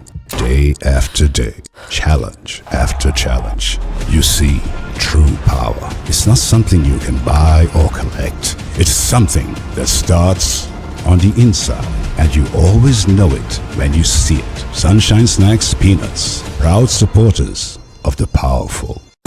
Ray and Never, feel we culture, yo! New beginning, we winning, so share our spirit where you living, yeah. Share it! I make we all a one par, you don't know we come from far. From far, anytime we rep, feel we country. Rear rum, it have to come with me. No matter with the bad vibes. Poor rear rum, a celebration time. I feel we culture. Make we show ya Jamaican culture. Ray and Never, overproof from we just a do it feel we culture. A CB chicken, a better way. Introducing air chill chicken. It have more flavor, you don't know what you're missing. It tastes better, full of flavor in the kitchen. Better value, better taste, better chicken. CB chicken, tastes way better. Air chilled chicken, taste way better. Better value, better taste, better chicken. No antibiotic and hormone free. Have you tasted the new air chilled chicken? Or my chicken nut? CB chicken, it tastes way better. iSave from VM Building Society. Every deposit got me here. Every step forward put me in the driver's seat. For everything you're looking forward to, open an iSave account today. Visit gotomyvm.com to get started. Every $25,000 you save with iSave earns an entry to win cash or a new home of your own. The more you save, the more entries you get, and every entry has a chance to win a brand new home of your own. VM iSave is the key to winning. Here's to the early risers. And we are here all-nighters. The go, the extra milers, and let's do it until it works, workers. People who are powerful because they power through day after day, challenge after challenge. You see, true power is not something you can buy or collect. It's something that starts on the inside, and you always know it when you see it. Sunshine Snacks Peanuts, proud supporters of the powerful. Ray and Never, feel we culture. Yo! New beginning, we winning, so share our spirit where you living, yeah. Share it. I make we all a one bar, you don't know we come from far. From far, anytime we rep, feel we country. Rear rum, it have to come with me. No matter with the bad vibes. Poor rear rum, a celebration time. I feel we culture. Make we show ya Jamaican culture. Ray and Never, overproof from we just a do it to we culture.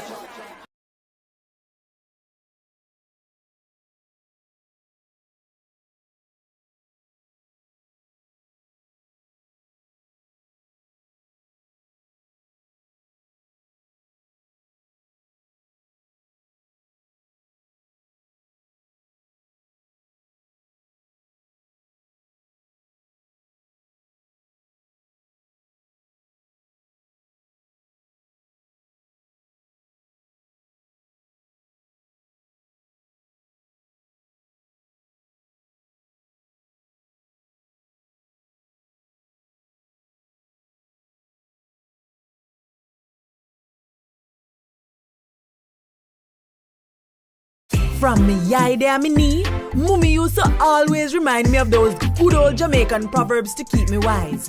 Proverbs like, what goat do, kid follow.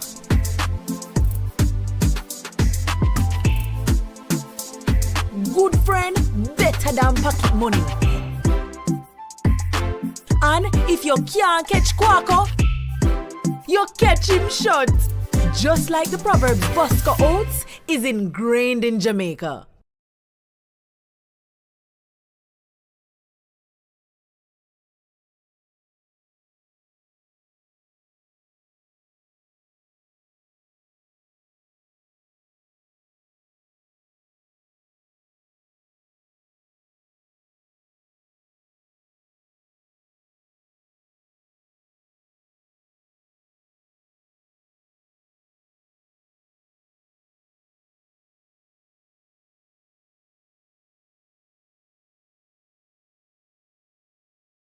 From me yide and me knee, Mummy used to always remind me of those good old Jamaican proverbs to keep me wise. Proverbs like, what goat do, kid follow.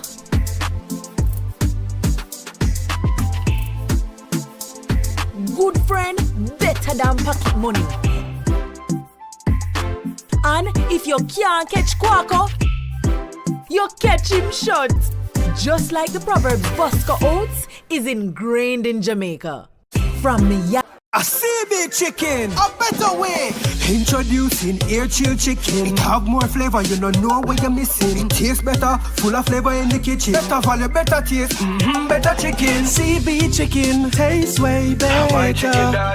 Air chilled chicken, taste way better. Better value, better taste, better chicken. No antibiotic and hormone free. Have you tasted the new air chilled chicken? Or my chicken nut? CB chicken, it tastes way better.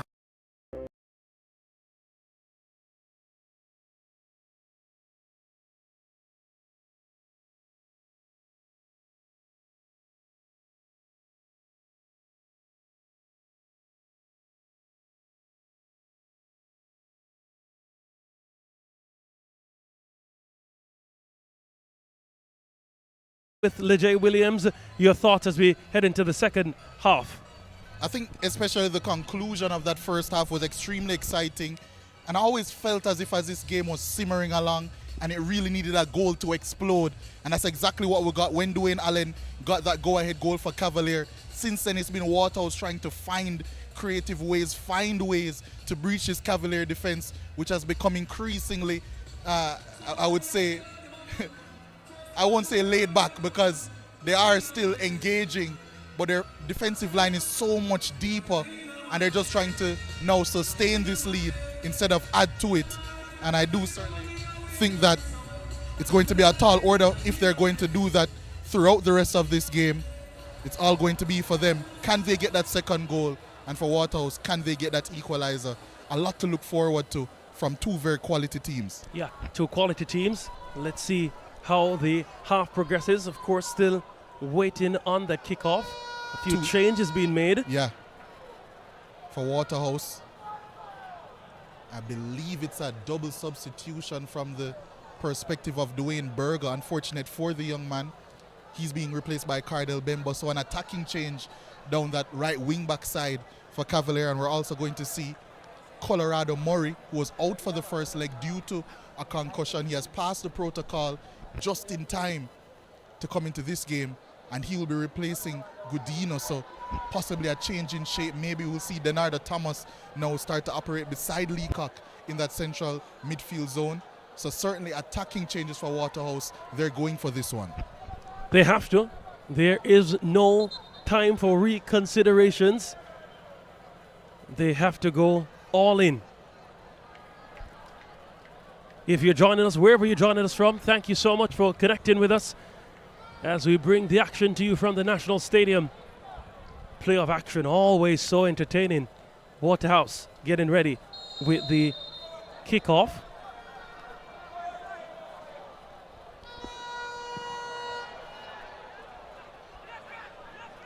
And immediately Cavalier and Kimarley Scott trying to launch an attack. Amos there, equal to the task. Here's Kimani Campbell for Waterhouse. Swung that one wide, trying to connect with Colorado Murray. Christopher Ainsworth. Here's the ball in the area. Gordon was alert. Yeah, very well claimed. Assertive in claiming that one as well.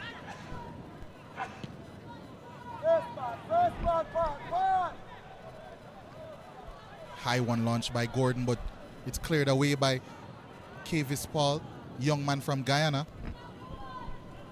Quite a few coaches have messaged me during the broadcast so far. Very tactically intriguing battle all throughout. One of those coaches, Kemar Ricketts, head coach of Treasure Beach, as he steered them towards safety. Also, newly appointed head coach, as Colorado Murray is fouled. Newly appointed head coach of Calabar and their under-19 Manning Cup program in urban area schoolboy football. He says that his wife Torian is a big fan of our commentary, Dean, so it seems as if we're doing something right after all. Hi, Torian. Thank you so much for the kind compliments. Nothing kind about this midfield battle as Cavalier looked to forge a way through, but the pass from Allen unable to connect with Massicott. Here's Waterhouse trying to build something. They sprayed forward. Javane Bryan, good hold up play from him. But haven't they held him up in the middle of the park? Cavalier doing very well. And it's extremely brave by Waterhouse as well. We've seen them do this throughout the season. But quite a few, practically all of their striking players on the pitch all at once. Neran Barrow, Javane Bryan and Colorado Murray in a three-pronged attack, being flanked now by Kimani Campbell and Cardell Bembo. So you can't say that Waterhouse are sitting back on their laurels trying to see through this game. They're being very aggressive, very assertive in how they seek this equalizer. And they have quite a bit of time to do it. I watched the remark that you have quite a lot of famous individuals in your contact list, DJ. Kemar Ricketts. Yeah, just perks of the job, you know. Perks of the job. And your own quality as well. You're too kind, Dean. I try. Nothing kind about that challenge, though, from Massicott and Amani Leacock. But Waterhouse not wasting any time to get the ball back on the play. Thomas with it. Gets it forward. Here's a shot from distance. Straight to the keeper. He was alert to the danger. Jamari Gordon. He's been so solid throughout this game.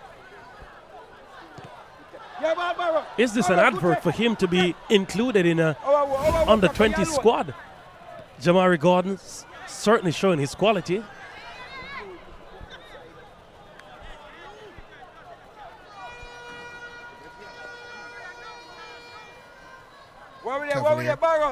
Stay with a that throw man. in. Cut it off, no man. Get behind the ball. We are work overtime, you know. Adrian Reed has started to take every single one of them. Come again. See there? A lot of long throws Cavalier are using in their repertoire now. Go!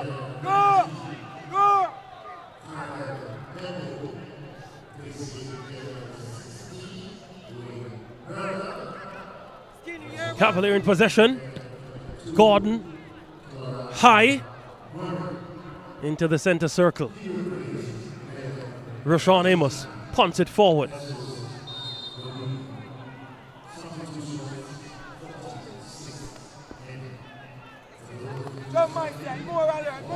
Foul there on Barrow. Ball forward. Headed away by Dallas. Massicott still holds on to it for Cavalier. Of course, the name Massicott. Some persons perhaps wondering if Mascot is the name. No, Massicott. The youngster from Antigua. Heard about him years prior to his arrival in the JPL. A certain Christopher Harvey told me about him from his time coaching in Grenades FC in the Antiguan League. And of course, Cavalier no stranger to Antiguan quality. Yeah. Dalmaro Calvin, perhaps the most noted player. Denado Thomas tried the back heel. Picked up by Campbell. Gets it to Murray. Here's Benbow. Ball in the area, headed away. Well by Leng, still alive with Murray. Gets it to Amos. Ball in the area. Happy to see that go out. Off play, Cavalier. Just about 5 minutes gone in the second half. Still in control. Few substitutes warming up for Cavalier as well. Shatsan Milan, one of them. Romarion Thomas, the other. What a striker of the dead ball is Romarion Thomas. Always something box office when he stands over one, Lejay. You have to be alert. Here's Cavalier. Ainsworth with the ball over the top. Dallas giving chase to it. Massicott relented. Benbow. I remember when Cardell Benbow had his own banners as a high schooler. Wow. I'm getting old, you know.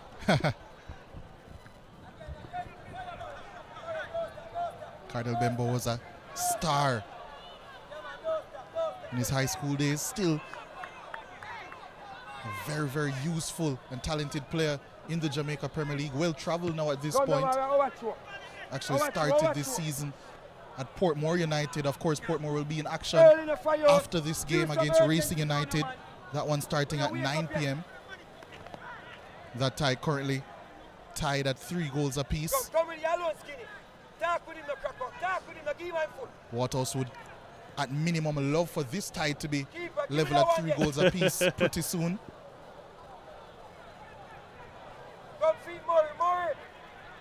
Dallas.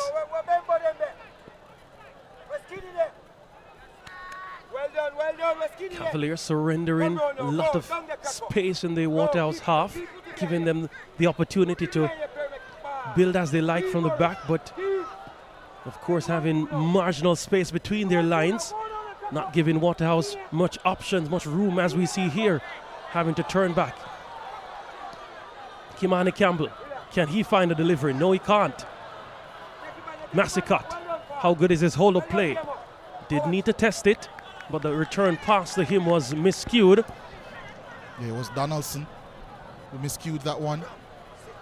But we did say right before the end of that first half what Waterhouse needed to do if they're going to probe against such a deep back line. And I did say that maybe they would need to station a couple more players right in front of that Cavalier back line. But based on how deep that back line has become, that's probably not a viable option. So it seems as if they've more so doubled down on trying to attack in those wide areas. And with those 3 strikers now operating on that front line in Javane, Bryan, Colorado Murray, and Neran Barrow, getting crosses into the box might be the best way for them to get a goal back in this game. Good take. But they need to have better forward passes than that. It's now Cavalier in possession. Dwayne Allen losing possession. Here's Leacock streaming forward. Gets it to Thomas. Thomas has Kimani Campbell with him. Thomas trying to twist and turn. Got the pass right. Here's Campbell now with the delivery. No one at the back post to latch on to that one. Cavalier breathe a sigh of relief. And that would be mighty disappointing from a Waterhouse perspective because that was very well worked. Not often they've gotten the room and the space on either flank to get that level of crossing, that level of quality crossing. But there was just no one gambling, especially Neran Barrow, after making that pass out wide. He didn't quite see him dart. No box crash and run. Yeah. And that's what you really want from your big striker. Yes, it's good that they can drop deep and link play, but after they do that, what's your next action? And that's a dart and really make a nuisance of yourself in the penalty area. He didn't do that on that occasion. Waterhouse looked to build once more. Here they come. Leacock gets it out wide. Campbell gets it back to Amos. He spreads it further wide. This is Shamari Dallas. I've played a few Sunday afternoon football games with Dallas. Always smiling, the youngster. Here's Donata Thomas. Colorado Murray driving forward. And again, the numbers that Cavalier have put behind and the discipline with which they have maintained that posture. Again, the Achilles heel of Waterhouse. Quick story. Well, go ahead. I was just going to say that would be difficult for practically any team, and it has been difficult for every team in the Jamaica Premier League throughout the years. That's why they're the two-time reigning champions, looking to do something that only Santos in the very first 4 seasons of the Jamaica Premier League has done so far, and that's win consecutive 3 titles. But here's the opportunity. Charged down well by Cavalier. They take the throw in quickly. They're really trying to build something. They've really set camp in the Cavalier half. Here's Thomas. Intercepted. He'll need something better than that. Here's Kimali Scott. Always ready to enter in the offensive end of the park is Kimali Scott. Player down for Cavalier off your screen. It's Christopher Ainsworth. Good header that from Adrian Reed. He's on the ball here. Did seem as if that was a bit of an off-ball issue. He's clutching his left knee, which is strapped already. Did mention at the start of the broadcast, Christopher Ainsworth has played the most minutes in the Jamaica Premier League this season. Yes, you did. And that's so amazing for an outfield player because there's still quite so many goalkeepers, defenders that don't typically get subbed off. So for Christopher Ainsworth, who's especially this season already playing in a much more advanced area, for him to be playing so many minutes, you could see it as an issue, but he is the Iron Man of the Jamaica Premier League. And he has been so influential, I would say, to Cavalier. A couple of changes. Yeah. Daryl Massicott, one of the players removed from a Cavalier perspective. Ainsworth will return. He's happy for that. Milan, one of the players who will enter the fray for Cavalier. Shad San Milan. Dwayne Allen also being withdrawn. Just have to assume that Dwayne Allen isn't necessarily at his full fitness. Didn't start in the first leg either, Dwayne Allen. But he has already made a huge impact in this game. And Jamoy Dennis, the other one coming on for Massicott. So just fresh legs up front from their perspective. Doesn't he love to barrel forward, Jamoy Dennis? Yep. Tickerman, they call him. Another very talented young player. Here he's on the ball. Gets it to Kimali Scott. Ainsworth. Charged down by Leacock. Michael Forbes and Romarian Thomas left on the sideline warming up from a Cavalier perspective. Quite a few, all of 5 players warming up for Waterhouse. They've already made, I think, 3 changes. So not sure which 2 from that lot. Here's Milan. That shot was charged down by Denardo Thomas. It's a throw-in for Cavalier. And it will be a long one coming in from Adrian Reed Jr.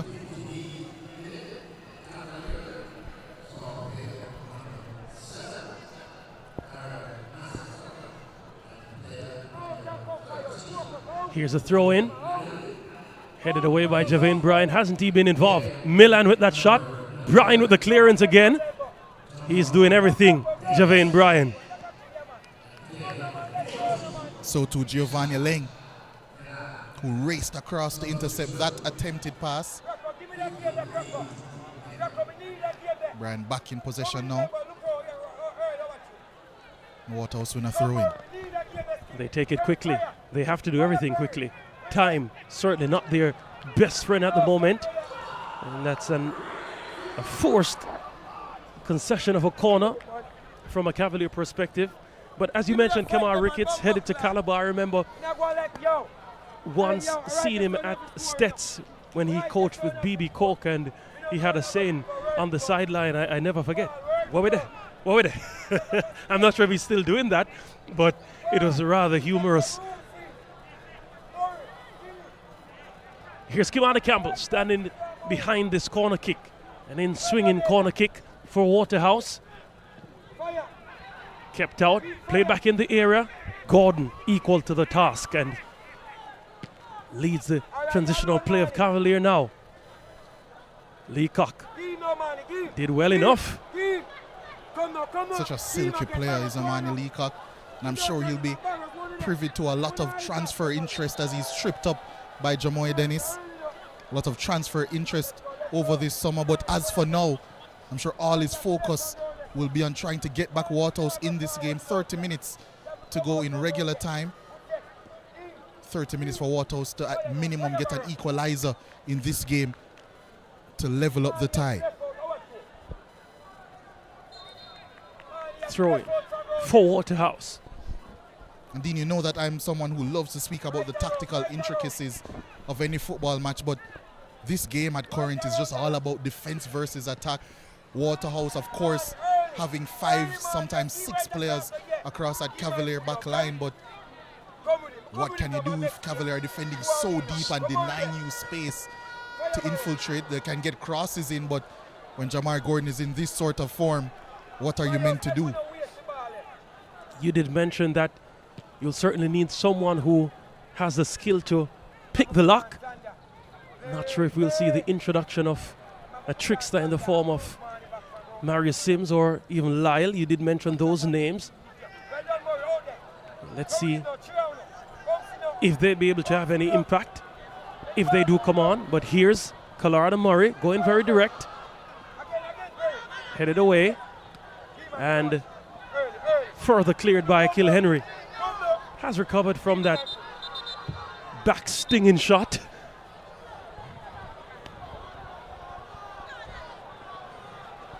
Jamar Gordon now needing some assistance. Or does he? Yeah. Right up the Cavalier wheelhouse. Look at the spectators here on hand. Crowd steadily growing. Of course, the second of our doubleheader begins at 9 p.m. So still a lot of time for everyone to leave work, maybe go home, have a shower. In the case of some people that we know, maybe go home, have a shower, get a drink, and then come to the National Stadium. Sounds like one of your friends. Yeah. I won't throw any of them under the bus. A quick update for all viewers. To watch the remaining Jamaica Premier League semi-final and final matches, you will need to either become a paid member of the official JPL YouTube channel or use the link in the description at jpl.streameai.com to watch the matches. All matches will continue to be broadcasted on Rush Sports 2 in the Caribbean. Here's a throw-in from Waterhouse.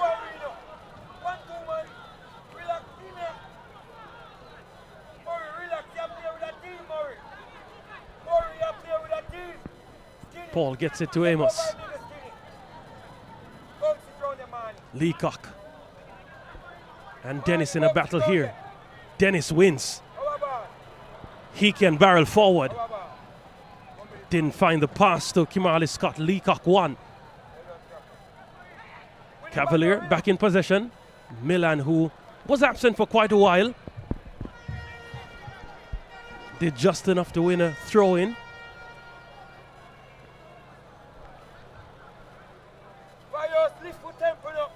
Cavalier, no earnestness in taking the throw-in, bringing the game to a halt, so to speak, wearing out the patience of Waterhouse and any rhythm they try to gather.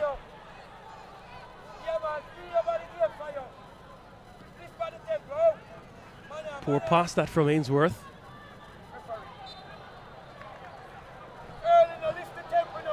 Chamoy Dennis, part of the national under-20 setup, guilty of that infraction. Here's Kimani Campbell for Waterhouse now. Let's go. They themselves not having the kind of pace that you definitely need to push the game forward for their own interests. Amos. Leacock. Good defensive coverages from Cavalier. Here's the ball forward. Barrow couldn't hold on to it. Dennis tried the slick pass with Milan. Almost worked in the end. Here's one by Kimali Scott. Can he get the return ball? He does. Kimali Scott trying to go on his bike now. Can't go through two players. Still fighting to keep possession. He does. Here's Ainsworth. Can he find Scott? Scott on the outside. Combines again with Ainsworth. He goes to the byline, tries to get it across. Nobody was crashing the box there at the penalty spot, and that's a routine action that a striker needs to do. Here they come again, Cavalier. Can they put some insurance on this? No, they can't. The policy isn't paid there. And that's twice now. Jamoy Dennis, obviously still a very young attacker, but twice I see him just loitering at the back post when crosses are coming in instead of making that darting run that you would want your attacker to make. But at the same time, I can never be too critical of attackers in certain instances. I'll get back onto that in a second as Waterhouse on the attack. They tried to swing it in the area, but blocked and regained by Cavalier. Look at that. Almost bringing the game to a walking pace before making the pass, Christopher Ainsworth. Playing on the instruction. Yeah. Good instruction as well. Yeah. Taking the sting out of the Waterhouse attack. Here's Javane Bryan. Was looking for Kimani Campbell, but he was intercepted. And Ling boots it long. And it seems as if we're going to have another change with Bicknell going to make his way on for Waterhouse for Neran Barrow. Interesting change, I'll say. Very interesting. Rashawn Amos stripped of possession. Here's Dennis. Hasn't been at his best so far, Jamoy Dennis. Here's Waterhouse again. Murray to Thomas. Campbell now. Pokes it forward for Bryan. Akil Henry tried to shove him. He gets it in the area. Wins the corner kick, does Waterhouse through the industry of Javane playoff Perry Bryan. Well, make that Neron Barrow. Yeah, he was about to have his last action before coming off. Can he find his big self in that penalty area to disrupt things for Cavalier? It's Denardo Thomas to whip it in. Here it comes. It's headed in. Still not cleared. And finally Cavalier are able to squeeze it out. Kimali Scott can't keep it in. Nervous moments. So much tension there.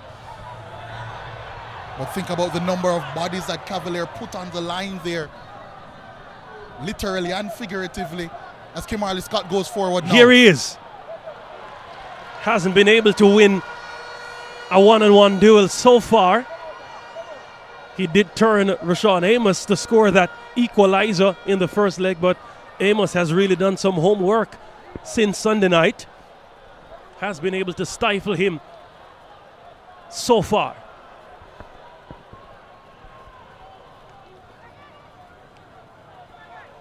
What do you make of this Bicknell change, though? What is in the mind of the Waterhouse setup? Here's Kimani Campbell.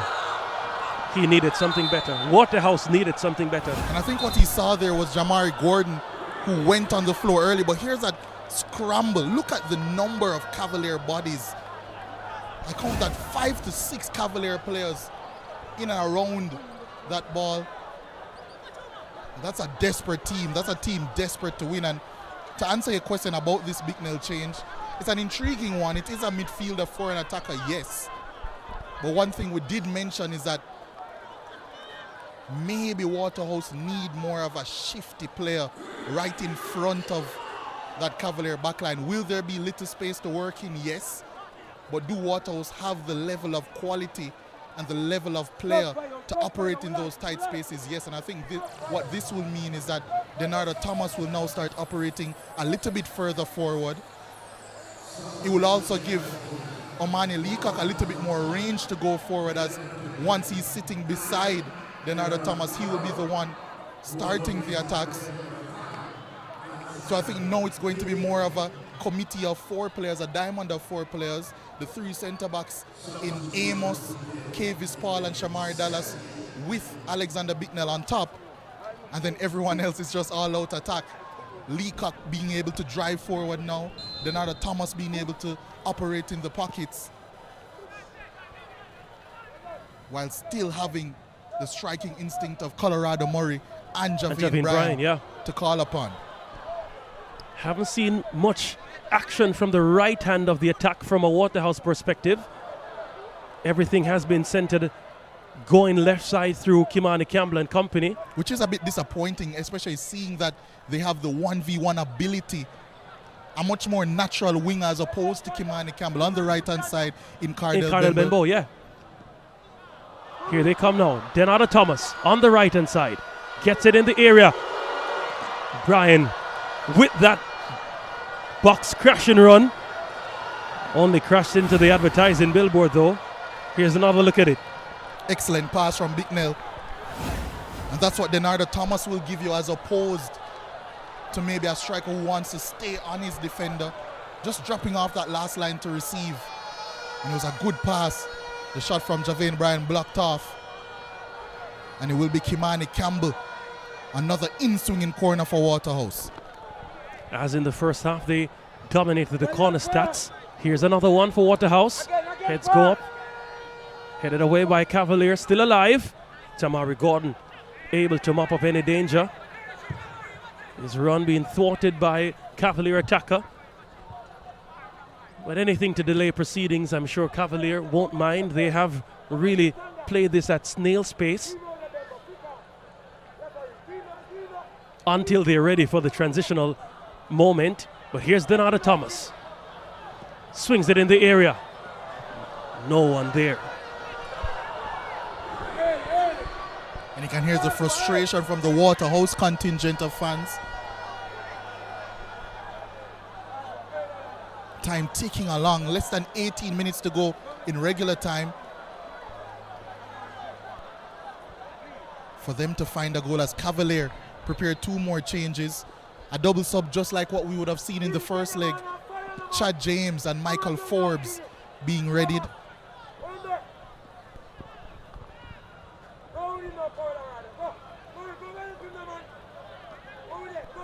Here's Bicknell. Bicknell again. His pass to Kimani Campbell cut out. Big clearance that.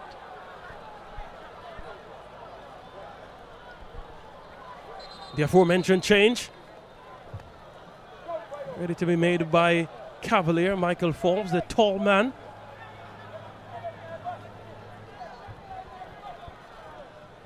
They've delayed on the change to Chad James. I see him now sitting on the bench once more. And it's actually Jamoy Dennis. It's a double substitution for the young man. That's tough. Tough on his ego. But I think he'll be fine. Hasn't quite added the impact that Cavalier would have hoped for.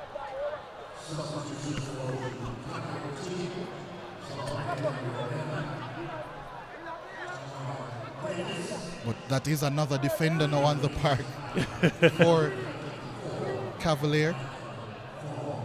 I believe it's now Christopher Ainsworth that will push a little bit higher up. That's going to be yet another corner coming in for Waterhouse.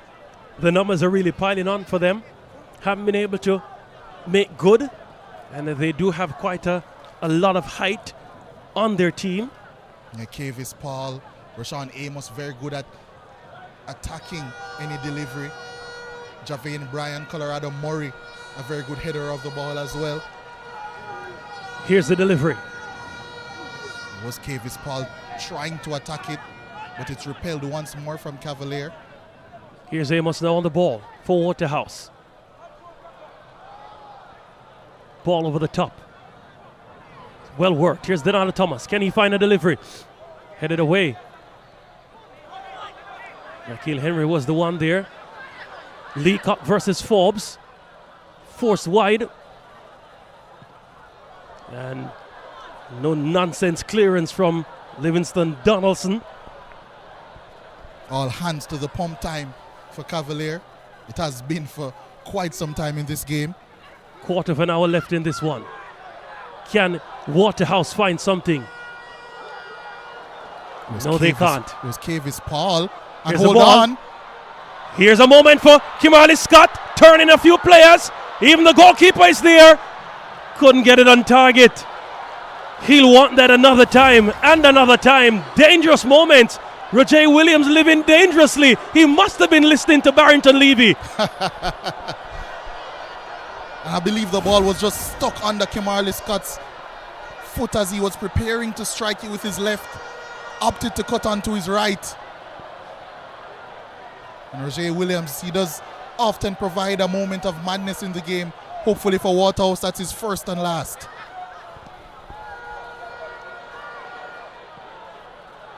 Here's Donato Thomas. Change of pace. Lays it off. Here's an opportunity! Wide! Wow! Javane Bryan, just the man you would want in a situation like that. So well worked. Look at the bodies. The overload for Waterhouse down that right-hand side.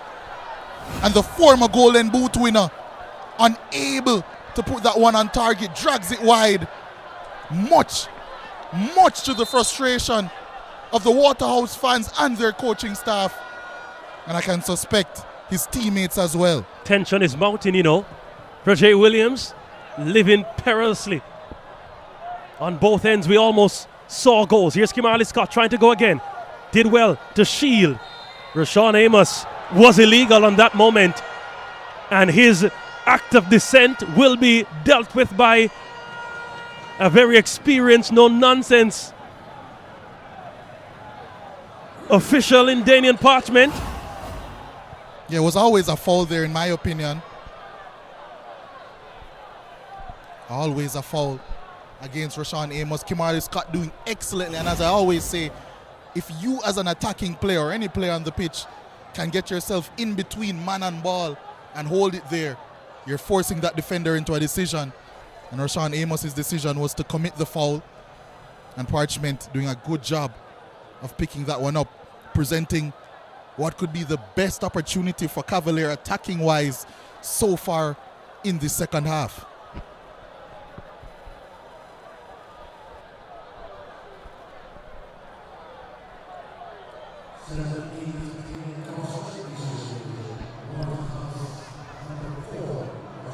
Minute number 79. Adrian Reed and Christopher Ainsworth.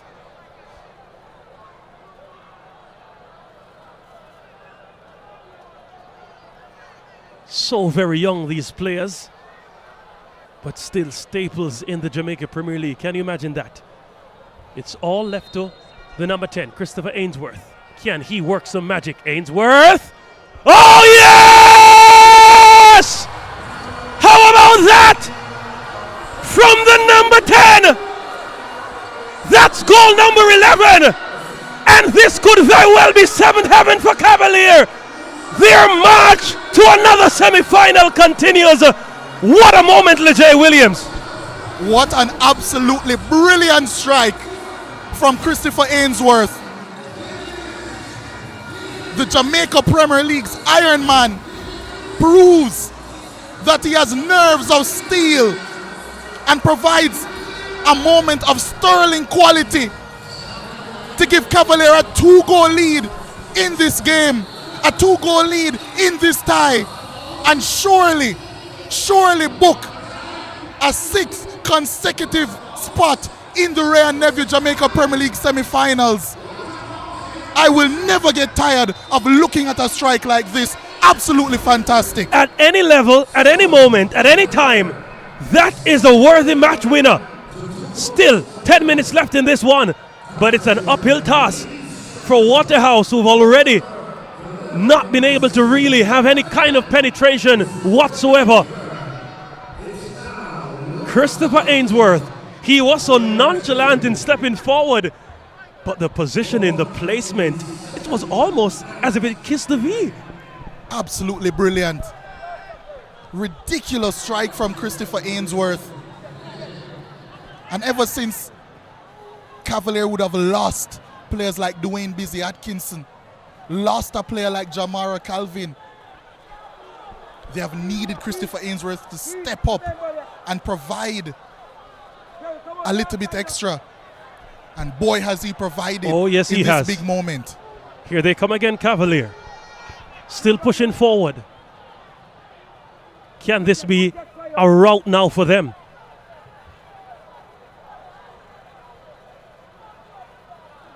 Ainsworth still on the ball. Can't find Adrian Reed. Leacock, he gave it away. Here's Milan. Ainsworth, can he turn provider now? Or they're just playing around with it now? Training room routine. And that's going to be a yellow card, I believe, going against Omani Leacock. Yeah. Frustration, you know. Yeah. Here's that set piece once more. Oh, this view will be box office. Oh my. Oh, wow. Lost for words. Yeah. We did find many in the moment. But with a pause comes the reflective mode that allows you to savor the quality of such a strike. Fantastic, fantastic goal. Ball in the area. Michael Forbes with his height was shoving there. Omani Leacock. Chad James sent back to get some more warm.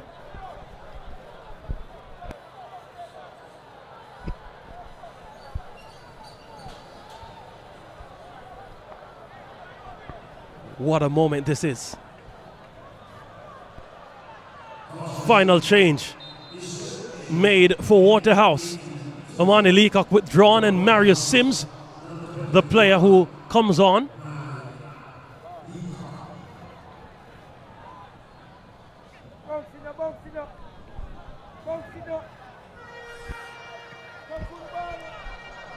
What do we have in the final 8 minutes or 7 minutes? Kimali Scott can't round Cavis Paul. Amos sends it forward. Javane Bryan has space. Colorado Murray being bodied there. Ball won back by Cavalier. They have stuck to their plan expertly in this encounter. I was about to say in the second half, but really it's been a plan that we saw from the first half. Defensive solidity.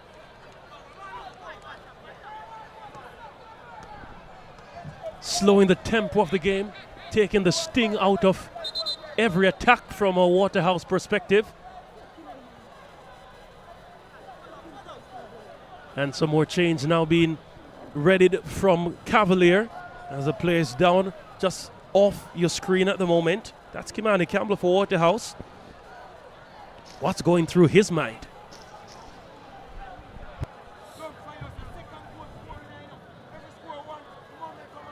Christopher Ainsworth, the Iron Man. Let's have a look at his finest moment, his finest contribution. Perhaps it's all of the season. Oh yes. You want to see that over and over again, and this view perhaps the most spectacular. Frame that, put that on Instagram, or perhaps on Snapchat. Do they still use that? Oh, Dean, earlier in the broadcast you said you were getting a bit old. I think your age is showing a bit. I'm surprised you didn't say Facebook. But here comes a couple more young players for Cavalier coming on. You did say I'm kind, but perhaps you aren't. Chad James and Romarion Thomas making their way on. Kimari Scott making his way off as one of the changes. So too Christopher Ainsworth. And based on his production in this game, and to be honest, I'm biased just based on that goal. It's based on that goal. Yeah, player of the match for me. If the scoreline is to remain the same, we've seen some amazing comebacks already in these playoffs. Unless we see another and the scoreline remains the same, surely he'll be in the running. Ainsworth getting some immediate treatment. Not even on the bench, beside it. They know they'll need him for that semi-final matchup should they make the semi-final.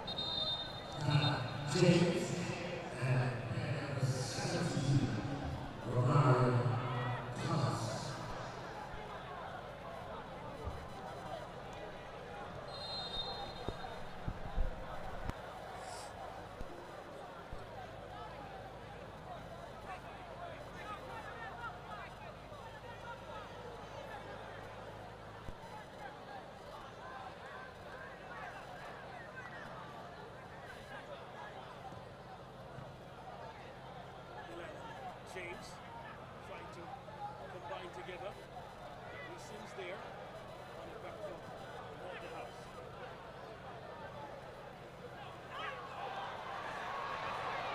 Here's Cavalier.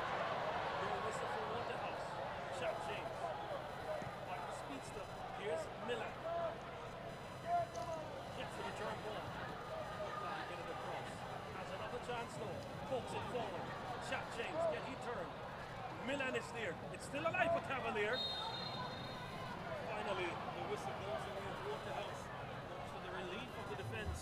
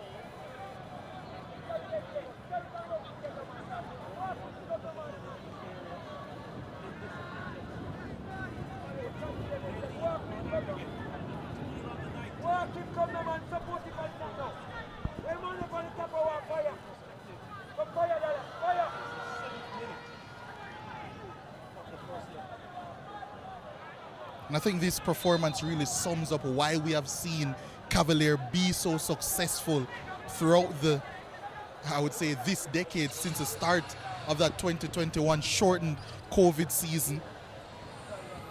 And what many people might forget, because they've been so successful winning the last 2 Jamaica Premier League titles, they've actually won 3 in this decade. The first coming in 2021 against Houdin.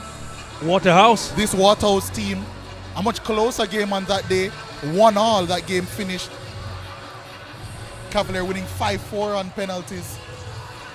But this now, if this result were to stay the same, of course, 6 consecutive semi-final at minimum appearances for Cavalier in the Jamaica Premier League, and that's unprecedented consistency from them. Yeah. And I was speaking to one of my friends earlier in the season when Cavalier was struggling a bit, and I was saying that I know that he isn't as involved as he usually is because of his national team responsibilities. Yeah. Here they come, Waterhouse. Well, that's broken gonna be up. a foul. Yeah, from against Cavalier on Mario Sims. But this is one of the proudest, I would say, just getting this young team, a team with an average age of 20.4 throughout the season. He actually corrected me on that. He said it's 19.7. But so, yeah, he knows his numbers. Yeah. Professionally. Here's an opportunity for Waterhouse.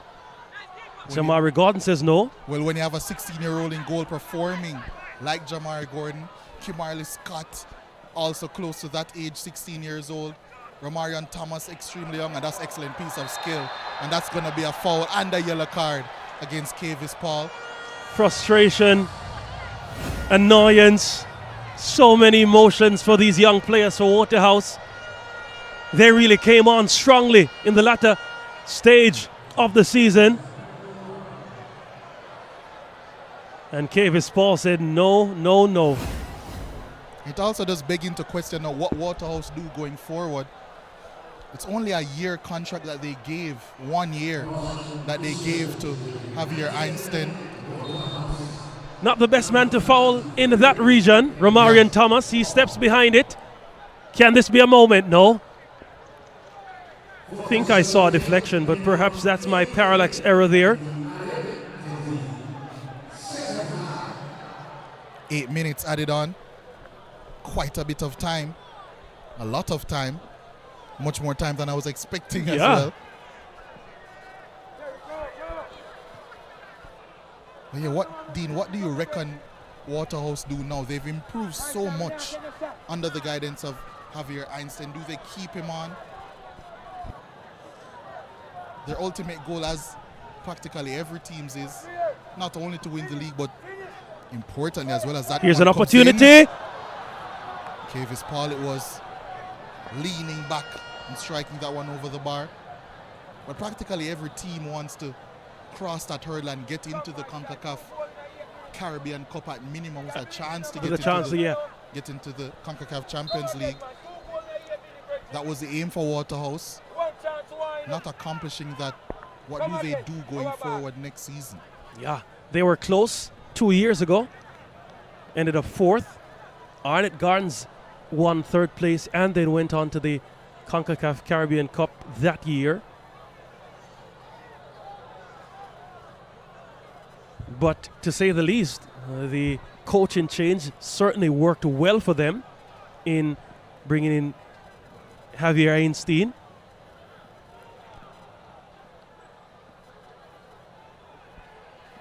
No foul there. Do they follow the national trend and remain local, or go for, or build locally, or do they continue with the Argentine? Let's see. Here's a ball in the area. Good clearance. Benbow, haven't heard him, seen him a lot. He's fouled. I've actually been reliably informed. It's even more amazing what Cavalier have achieved, because this is actually their 7th consecutive semi-final at minimum appearance in the Jamaica Premier League. Because in 1920, the season, or is it 1819, the season right before the COVID pandemic, they came in third. Coincidentally, they actually beat Waterhouse in that season as well. 2022, they also beat Waterhouse in a third place game by 4-1. So Waterhouse have had their close shavings, but they just can't seem to get over certain humps. The line, yeah. One of the things that I have to give Einstein credit for is the inclusion in terms of regular minutes for some of the younger players. Berger, Lyle. Of course, a lot of that started prior in terms of Berger's inclusion with Marcel Gale. Roger Williams is as playing as an out-and-out attacker now, taking throws, much to the The laughter of the entire grandstand here.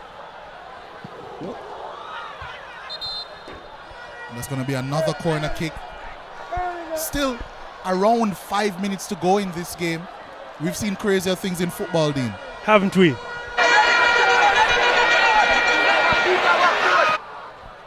Two goalkeepers.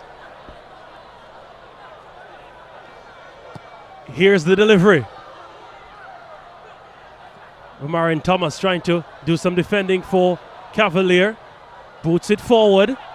Chad James couldn't get the header on. Roger Williams breathes a sigh of relief. Sims to Thomas. Thomas sends it in the area. No header there. Here's shot. Still alive. Charge down. Rigid defending from Cavalier. Booted outfield. Time ticking away. Waterhouse's season winding to a close.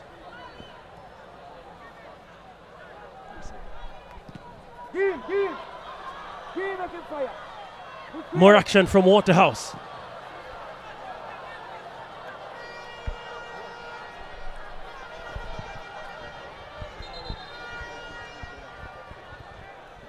Well, we've been reminded just to have a quick chat once more about the man of the match designate. Christopher Ainsworth has since been substituted, but that wonder strike from the free kick from his cultured left foot, worthy of that acclaim. Yeah, was very tempted to head the direction of Jamari Gordon, but in reality, he hasn't had too many difficult saves to make. One snap save, courtesy of that shot from Javane Bryan. But apart from that, it's been routine saves at this level. Of course, his youth, you would want to be emotional and give him, the plaudits for that. But at this level, you expect those saves to be made. Javane Bryan caught offside, and Cavalier now inching even closer to that semi-final berth.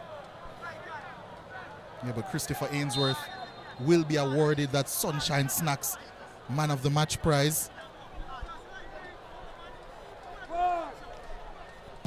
Michael Forbes with a booming free kick, and Roger Williams, the first bit of defense there, still yet to go back into. Here's a shot.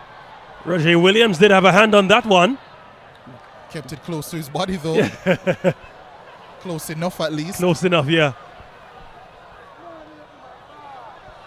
The Jamaican sweeper keeper. Here's the action. Waterhouse still fighting, still trying to get something. But the time ticking, every minute ticking away. Gio Leng getting that one clear. He's also had a fantastic game, marshalling. Rebounded well from the first leg. Certainly has. Here's the delivery. Beating everyone. Shouts for a penalty there. Any shot on target will be a goal. Omarion Thomas has the opportunity. He's hacked down. But it was clean, says the referee. Bicknell doing the defending there. Adrian Reed giving chase to this one. Goes for the shot! Straight to the keeper. We're in the final minute of the 8 added. Cavalier will be headed to another semi-final. And again, it will be a battle between Xavier Gilbert and Rudolph Speed. That's been a battle we've seen at the semi-final stage for the past 2 seasons.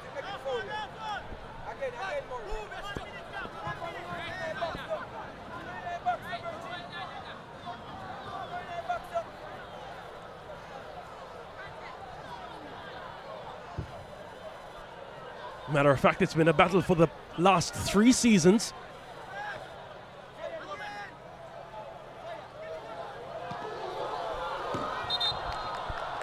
Wide of the mark. Symptomatic, emblematic of Waterhouse's fortunes today. Agonizingly wide, that one. final roll of the dice now for Waterhouse. This could very well be their 14th corner, you know. What a header! Oh, it would have been box office if Reggie Williams had been able to stay that on target.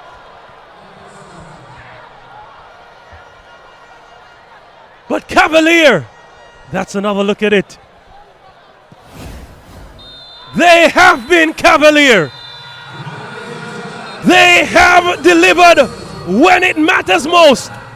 They snuck in the playoffs, but they have peaked and they have spoken with loud voices. Send Waterhouse back to reconsider for another season. Cavalier, for the 7th time, at least a semi-finalist in the JPL. Goals in either half. Won the industry of Dwayne Allen. Won the brilliance of the man Christopher Ainsworth. They rejoice. The youthfulness of the team. They could very well be popping balloons, you know, from a footballing stance. They're so young. But the wise old fox in Rudolph Speed delivers again at this level. What a moment for Cavalier. Despair again for Waterhouse. Music blares inside the National Stadium. Rejoicing for the youngest professional team in the entire world in the game that we love. The game called football. Full-time score, Waterhouse 0, Cavalier 2. Cavalier advance 4-2 on aggregate to the semi-final of the Jamaica Premier League.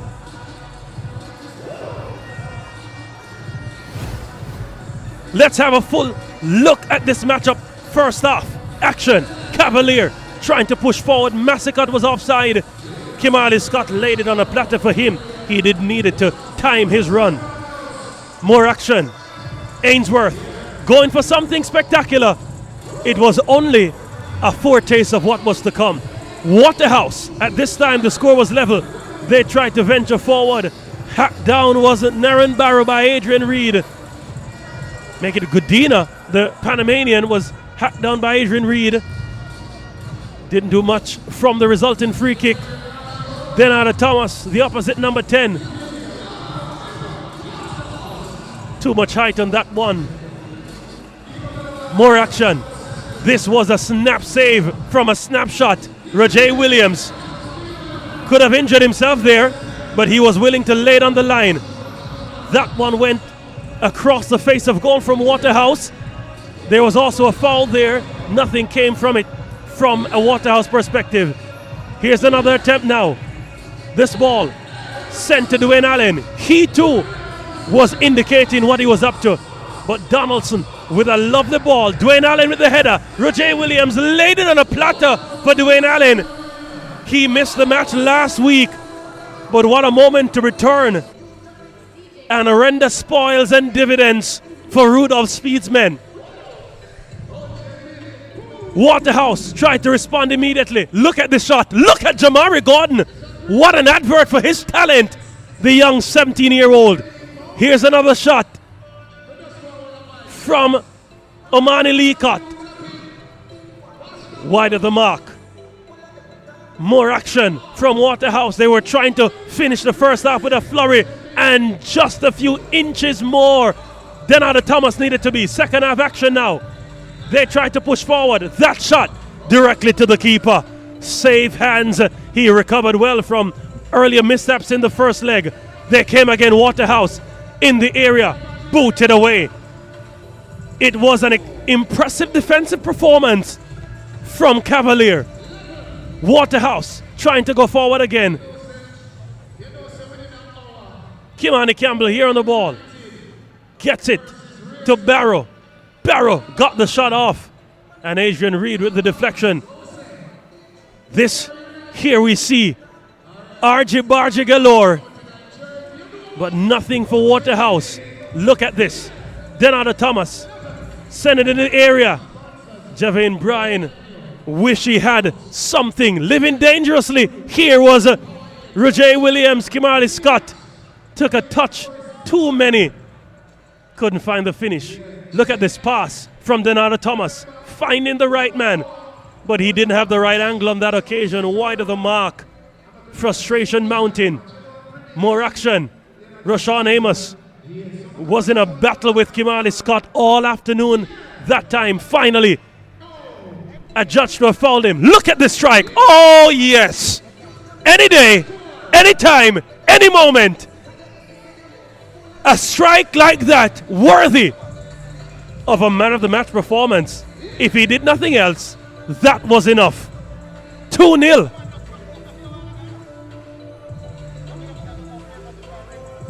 Cavalier being menacing, but nothing of real benefit.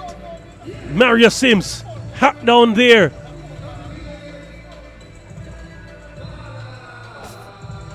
More play forward.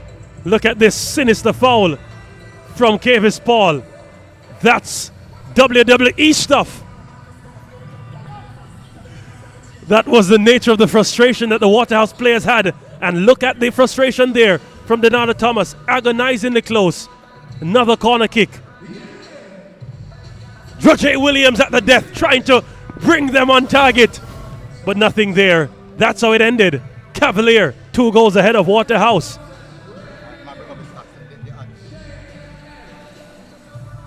We're standing by for the stats. Cavalier with 43% of the possession. They didn't need the ball. They had 10 shots, 6 on target. Waterhouse had 13 corners. Just lightly I said 14, but I was wrong only by 1. Cavalier at 2. 5 offside, 3 for Cavalier. 3 yellow cards apiece. And 2 goals for Cavalier. That's how they have been able to get the stuff done.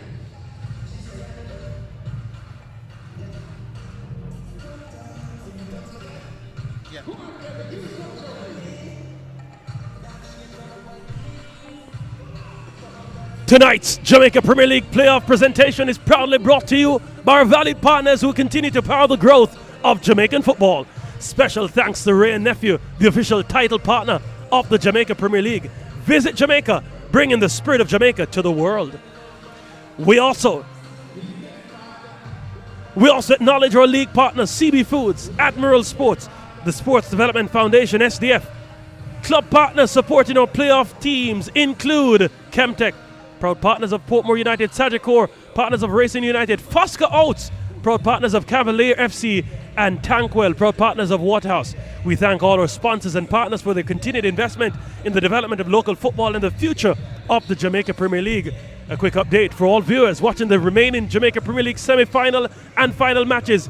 You will need to either become a paid member of the official JPL YouTube channel or use the link in the description at jpl.streameai.com.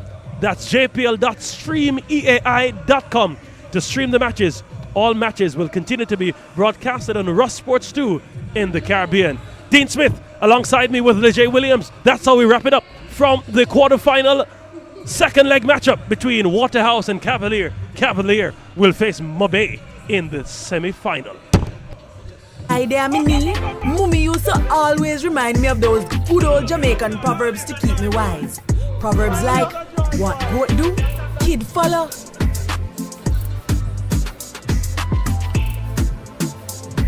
Good friend, better than pocket money.